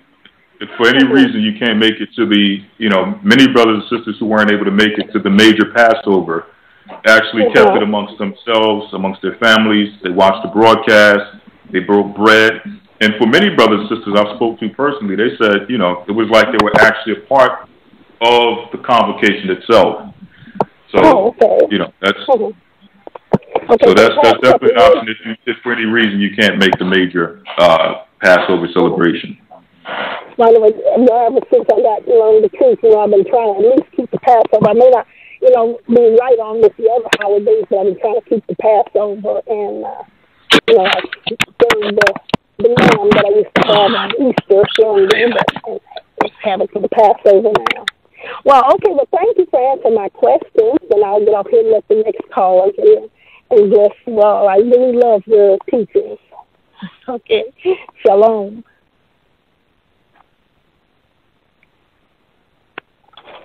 Yeah, sorry about that. Yes, I was on mute. Thank you, sister, for calling in. Bless you. We appreciate your call. And we're going to bring in the next caller. For the next brothers and sisters who come in, be respectful of the time. We are winding down the time, so please make sure you try to keep your question to at least 2 minutes, and we'll try to answer in a timely fashion also.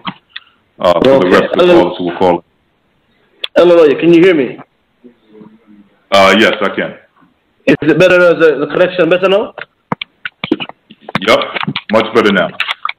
All right, man. Praise the Most High, man. I think every time we're trying to get, make some headway, or the adversary trying to cut it down. But we're gonna keep plowing. For the sister Cora that was just on, if and this people they're listening in, find an elder, link in with a church, right? And if you are not making the headway with your family, they're not listening to you. Invite a couple of the brothers them around. Let them speak with them, because sometimes it's easier for people to receive it from a stranger. And I can tell you that based on my own experience. In the UK, if it wasn't Takunda, Ronaldo, the rock lions who were coming around to the house on a regular, my family wouldn't receive it because they couldn't see. They can't. Sometimes your family can't see you. And not right away anyways. You with me? It takes time. They have to see that change in you. So find a gathering, find some elders, link up with linking with the brethren, learn how to defend your doctrine, how to defend the truth. Learn it's a process. Hebrews 5 and 12. So when the time you are to be teachers, you have a need that one teacher, which be the first principles of the oracles of God. And I become as such as have need of milk and not strong meat. Basically, we have to be taught. We have to find an elder and learn, and then be able to defend the truth. Oh, okay, all right. I'm gonna, since you're having the problems here, on my side, what I'm gonna do, I'm gonna go to the next call, and Elder Lawya, you can navigate from there. All right. So the next caller we have in queue is caller from the 587 area code. And my apologies to everyone for the sound quality. Okay. 587. You are live. Yeah. Hello, Elder Lawya. Good day. Shalom, brother. How you doing? I'm doing fine. Hello, Elder Rawchaa. It's shalom, shalom. I'm fine. Yeah, Elder Lawyer, I just want to say that last year I watched your video when you went to Zimbabwe to speak the truth. It was very good that you went there because I'm African, I'm West African, and most of our people, majority of people don't really know the truth. You know, they were still under this slave mentality bondage. And it was a good thing that you went to Zimbabwe to let them know, you know, it's a blessing. Well, all praises be to the Most High. You know, the Most High allowed us to go out there and, you know, spread a little truth in the small period we were there. And, you know, we pray that the Most High allows some seeds to be planted and for the work to grow in Zimbabwe as well as the other areas of Africa. So all praises to the Most High.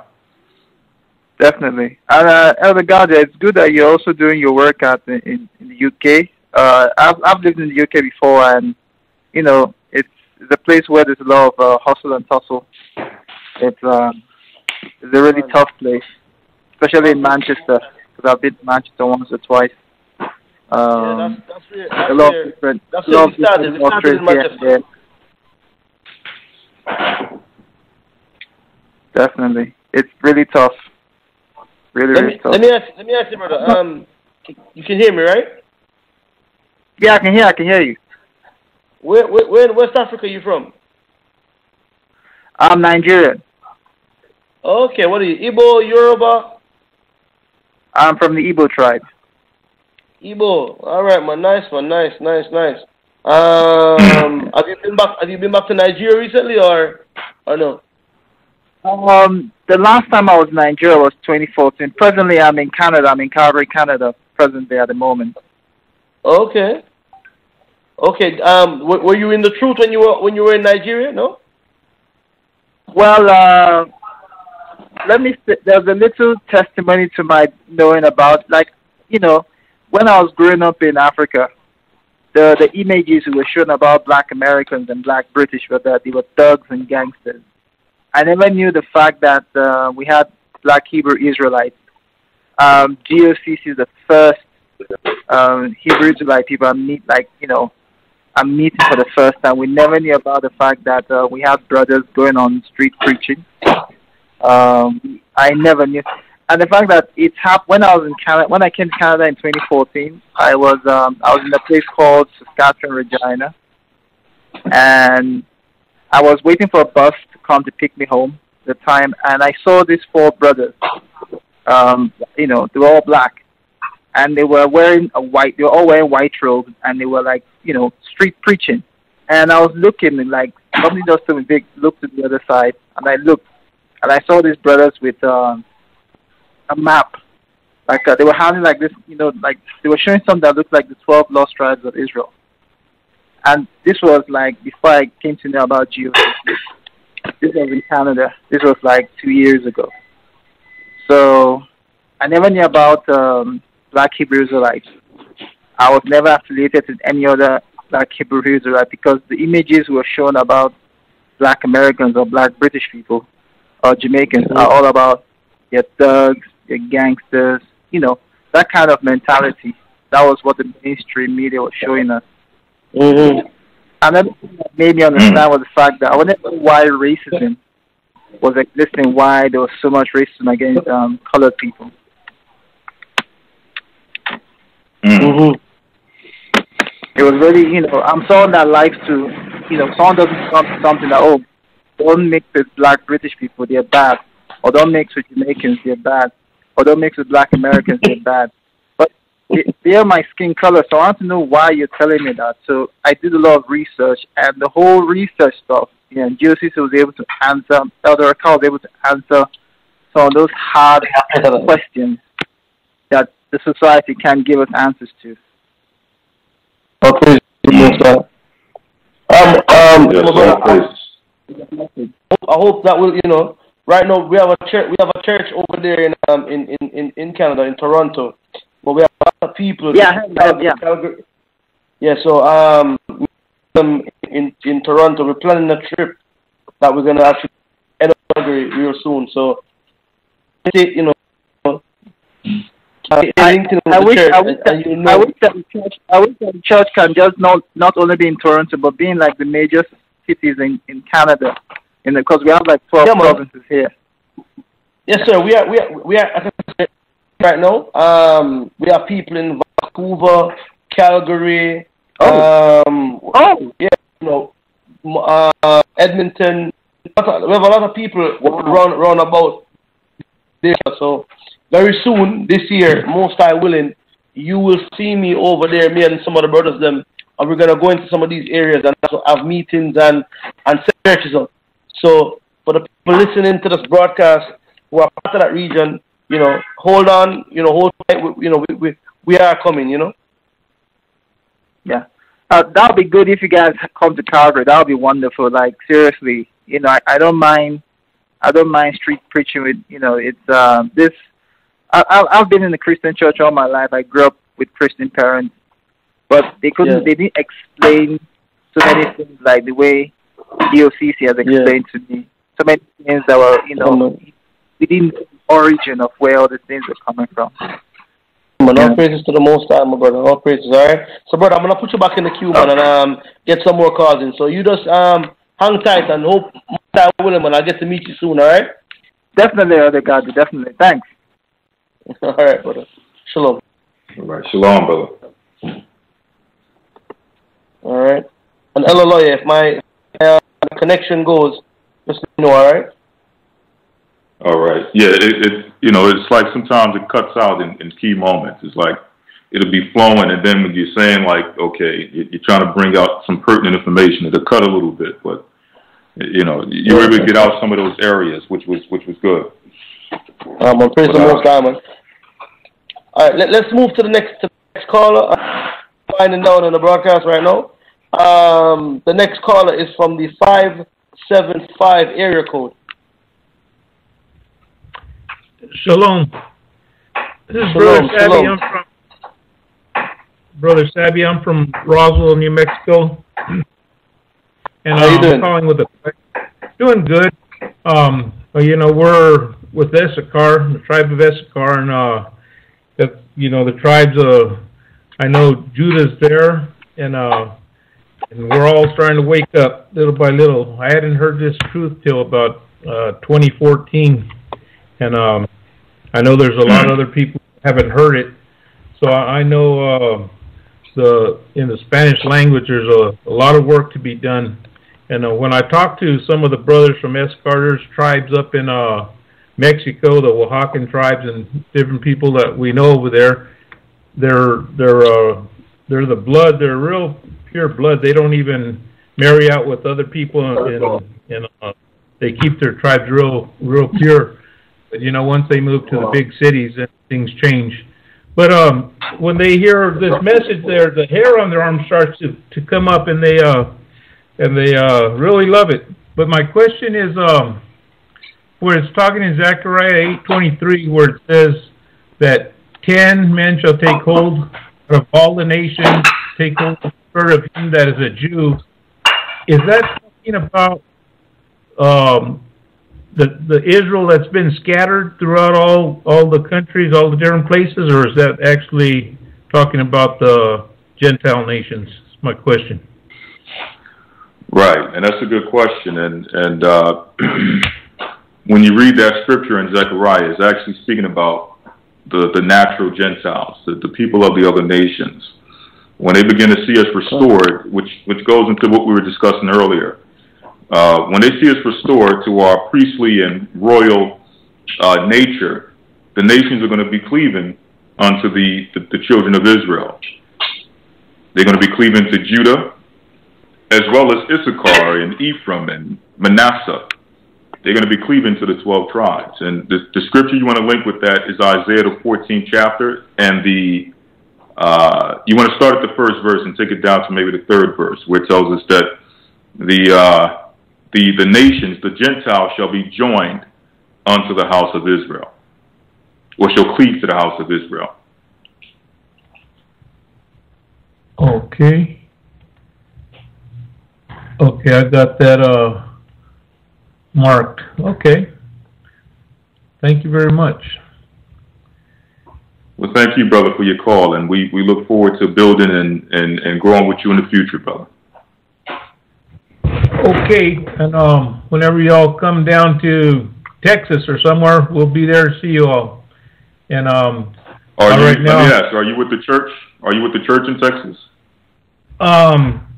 We live about 10, 12 hours from Texas, from Dallas. Oh, okay. So we've been visiting. We've been going to the Passovers in Dallas since 2014, and yeah, we're growing with Zahn and Naos there, and we visited in Houston. We visited Houston, and I'm the point person here in New Mexico.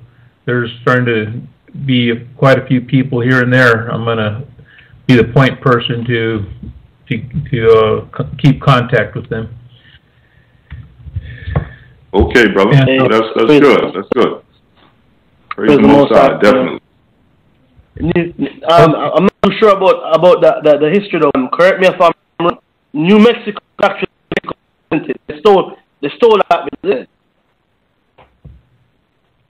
Yeah, New Mexico and California, if I heard you right, used to be part of Mexico.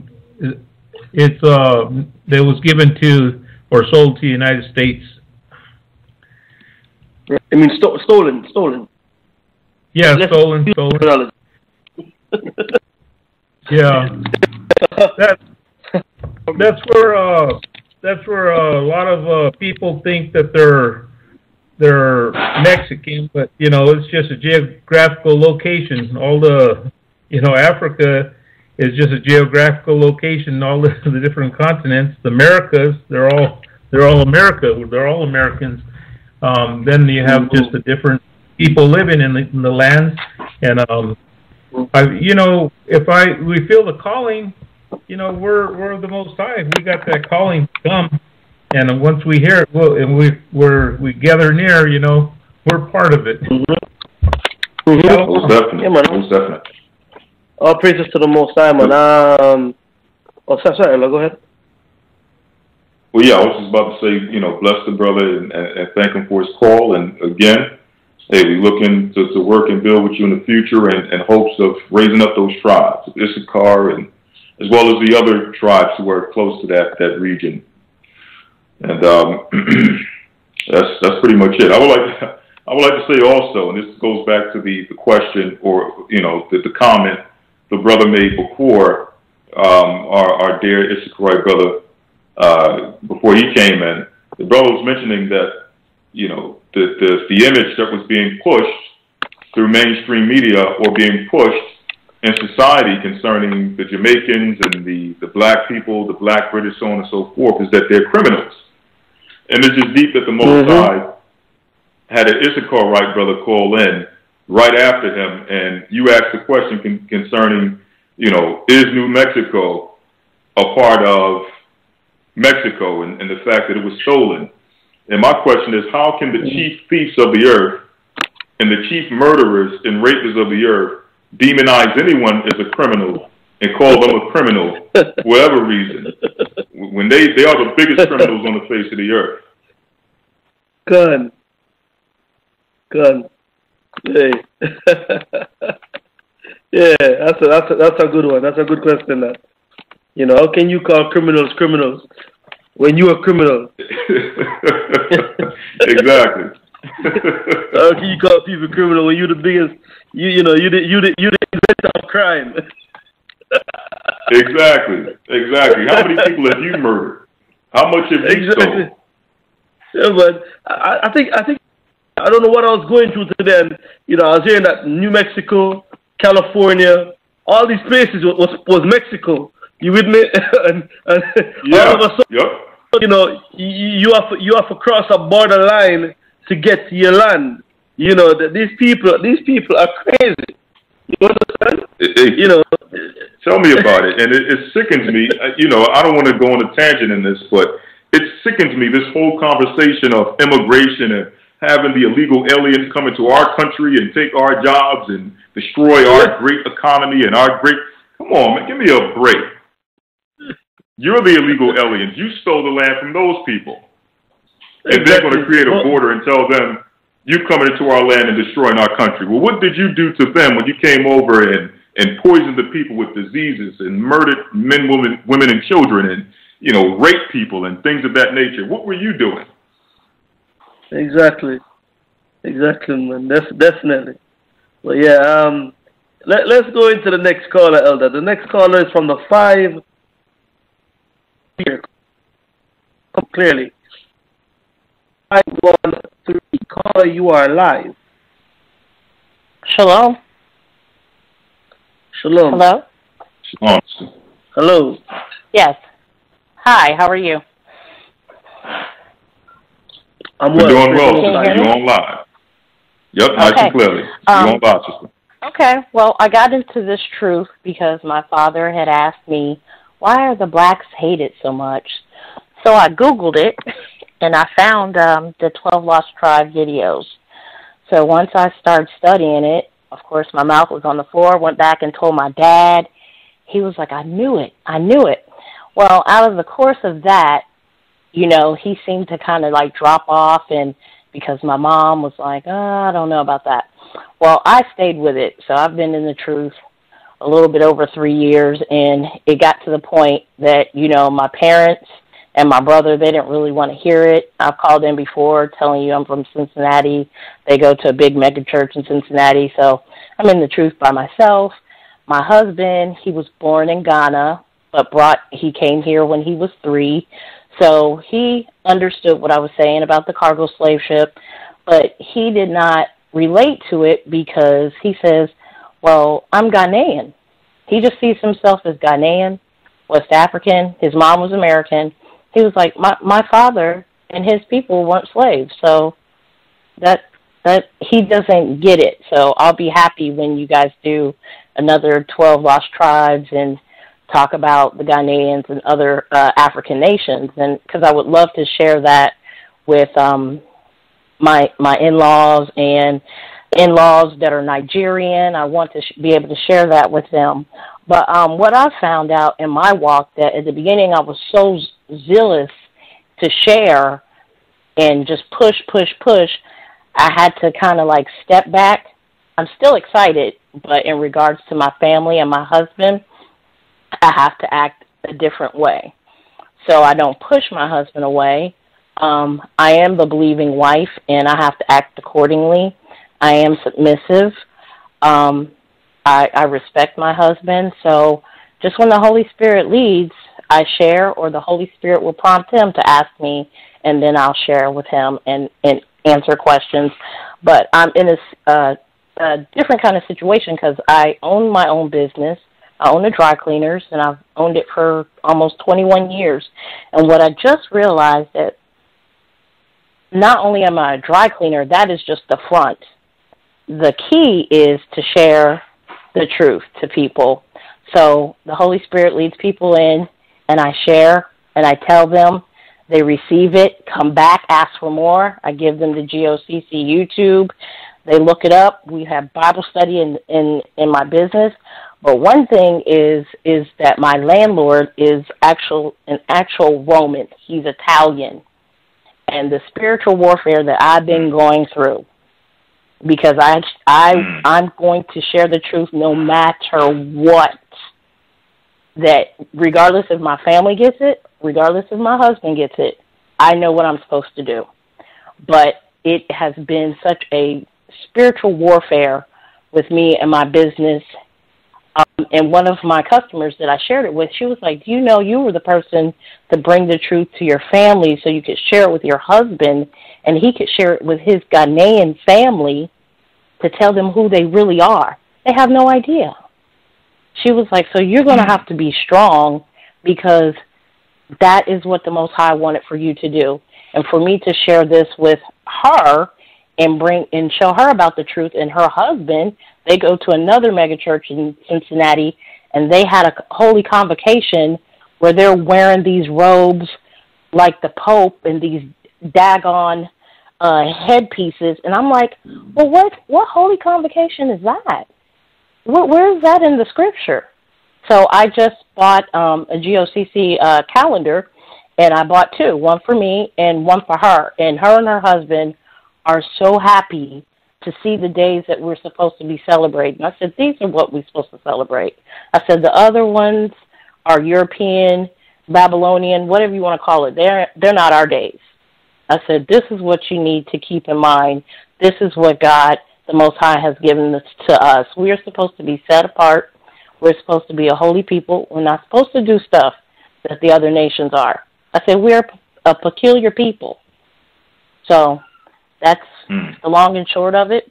Oh, one more thing. Since I've been sharing the truth, my dad has started to come around and realize, I told him, I said, we got to keep the commandments. Before, he was worried about 600-something other commandments. I said, those don't pertain to you unless you break them. Keep the 10. Keep the 10. And I don't know what it is in the Christian church where they think, oh, New Testament, don't listen to Old Testament. I said, well, there's scripture in the New Testament that says, whoever tells you not to keep the least of these will be least in the kingdom. We got to keep the commandments. I said, are you going out there cheating on my mother? Are you an adulterer? No, you're not doing that. Are you killing someone? You're not doing that. So little by little, he's getting it.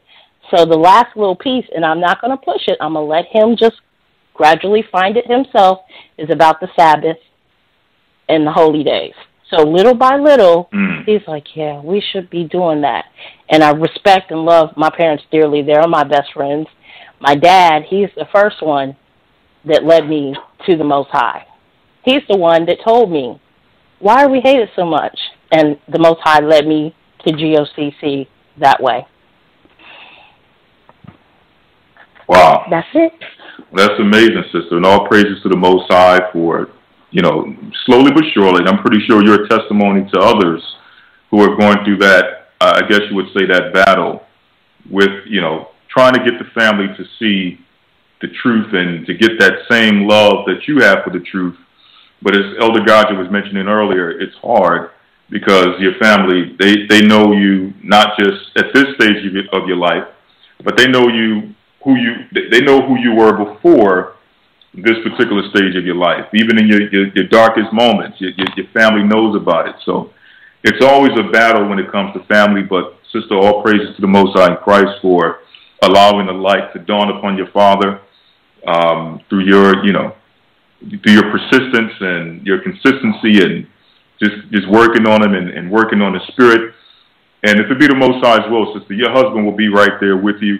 And eventually, if it be the Lord's will, he will be in Ghana spreading the truth with brothers and sisters who are out there who need it. But as you can see, it all happens in due time. It all happens according to the Most High's time. So we can't push or force anything. So thank you, sister, for your call. We're going to move on to the next caller. You have a blessed evening. You're welcome. Bless you, sister. Bless you. Thank you. Shalom. All right, Elder Rawchaa, we're going to take a few more calls before we call it a night, before we call it an evening. Yes, sir. The next call we have, let me hope I got the right one here. 10 area code. Shalom. Hello? Shalom, sister. Yes, sister. Shalom, you're live. Hi. My question is, what year are we in, actually? That's a very good question. Of course, we've been going into a lot of information as far as the times and the deception concerning time.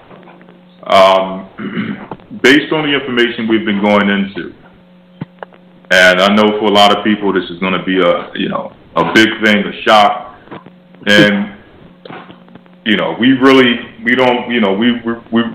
are wise, and we choose the forms we bring this out on because, again, for a lot of people this is a big stumbling block. But the reality is based on what we've been calculating and also the time periods that have been added into history through what they call I believe it's called the phantom time theory or something to that effect. What's been taking place through history is that time has been added incrementally through the changing of calendars, through false histories being added or things being added into dates that they don't necessarily correlate with, and we know that a lot of this happened while we were asleep. So we came to the conclusion that based on time calculation itself and jubilees and so on and so forth, we're somewhere in the maybe 1700s, 1800s, just dealing with time and time from jubilees. We're not going to give an exact date based on where we are, but from the time that Christ was crucified up until now, we know the amount of jubilees that will be counted, and it leaves us somewhere around, 1700, 1750, so on and so forth. And as you know, we continue to grow and we continue to bring out information as we receive it when it comes to the secrets and the history of times. But that's the reality of where we are. And okay. I want to bring this, no problem, sister, all praises to the Father. And I want to bring this out also because people get tripped out when we bring out this date because they're thinking about, okay, well, in 1750, there was no such thing as internet or, there was no technology or does it change my age? Does it mean I'm not the same age? Brothers and sisters, none of that changes as far as how old you are. And secondly, the perception we have of time is based on what we received in captivity. And that's the key point we want to bring out when it comes to that topic. This whole idea of what year we're in, so on and so forth, is all based on information that we received in captivity.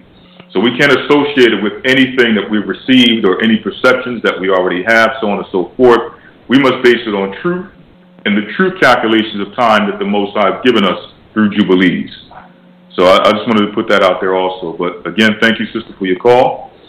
What about when he said after 2 days, after 2 days will he revive us, and the third day he will raise us up? So are we in the second day? Well, sister, that still holds true because we've already, after, like, for example, we understand that 1 day with the Lord is 1,000 years. So, for example, let's say we're in the 1700s or 1750 according to time calculation. We've already been through the first day. First day have already been completed. We're already in the second day.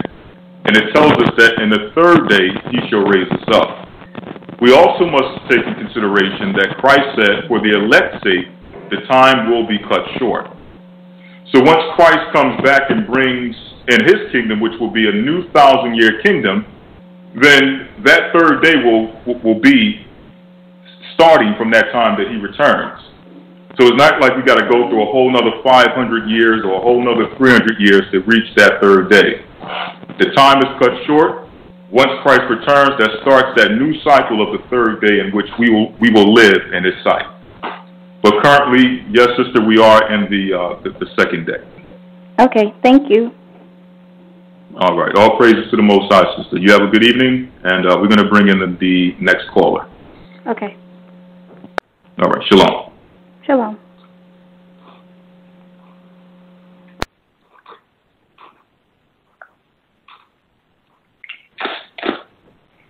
All right, Elder Rawchaa. We're going to take about one more call, and then afterwards we're going to conclude with tonight's radio show. Elder Rawchaa, you there? One moment, brothers and sisters. I think Elder Rawchaa may have dropped out.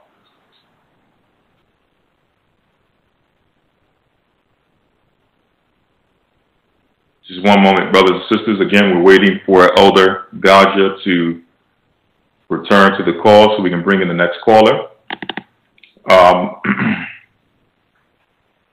Actually, while we're waiting for Elder Rawchaa, just to kind of add upon what we were just mentioning, or what I was just mentioning, concerning the calculation of time and where we are. And as the sister mentioned, we know that Hosea, the 6th chapter, tells us that in 2 days he will revive us. We know that 1 day with the Lord is 1,000 years, so we know that 1,000 years have passed. That's 1 day. Once that 1,000 years passed, we were officially moving into the second day. So now we're actually living in that second day. We compile that with the information we find in the book of St. Matthew, the 24th chapter, where it tells us that for the elect's sake, the Most High would cut the time short. And if he didn't do so, no flesh would be saved. So the Most High even cut the time short that Satan had to rule, which was within that 2 days. Satan had that 2 days to reign over the earth and perform his work in the earth before the time of Christ. But for the elect's sake, the Most High even cut that time short. So now, when Christ returns within the second day, once he comes and brings forth the kingdom, which will be a 1,000-year reign, that will begin that third day in which we will reign in his sight. Okay? So I wanted to make that clear and understood in case brothers and sisters come across this in the future, or if someone currently listening, may have questions or doubts concerning, that understanding of in 2 days he will revive us, and in the third day we will live in his sight. We just want to leave brothers and sisters with this message of, continuing to grow in faith. All right. So, yes, brothers and sisters, for all of you who are still there, again, we want to thank you all for listening, and we want to thank you for your continued support of the work of the ministry through your offerings, through tithes, just by coming through and giving us that inspiration to continue in this walk, understanding that there's many more brothers and sisters that we'll have to reach before it's all said and done. For brothers and sisters who are seeking to order calendars, they are still in stock, so you can send an email to gathering as one, that's the number one, at AOL.com to inquire about purchasing your calendars. Also, we have just started a new session of the Academy. Last week we just did the first week, which was for the Hebrew. We did the Hebrew alphabet. For the main lesson, we did the creation of the universe. A lot of action-packed information with that lesson, as always. This coming week, we're going to be dealing with the Hebrew, going into a little bit more of a foundation, dealing with Hebrew root words. And with the Bible lesson, we're going to be dealing with tracing Satan's seed. Also within the Academy, we have the news segment with Brother Shapat, who always brings forth some informative information that's needed for us to be able to operate and understand what's going on in these last days concerning prophecy, and to prepare ourselves and our families for what's to come. So that's always an interesting and, information-filled segment of the Academy. So if you would like to be a part of the Academy, you can send an email to gathering as one, again, the number one at AOL.com. We're still accepting enrollments. And brothers and sisters, we will tell you that you will not be disappointed with this Academy. As always, we get better as time comes. And as I was mentioning earlier, we just want to leave you all with the message that, no matter where we are in our faith and where we are in our growth, we must always understand that there is room for improvement. So do some self-reflection, look within yourself, think about and meditate upon the things you can improve on, not only for yourself, but also for the growth of the work.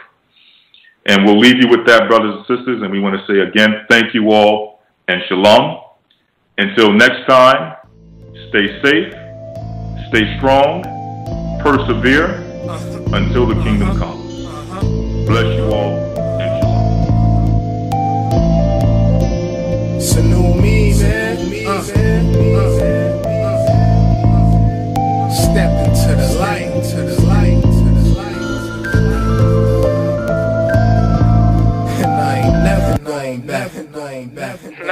I try to tell them that we kings and queens, oh Lord, but they ain't tryna hear that.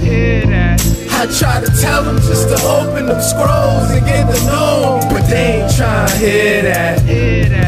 I try to tell them just to open their soul and let it flow, but they ain't tryna hear that. Well, I let it go, I let it flow, I let it show that he leading me, but they ain't tryna hear that.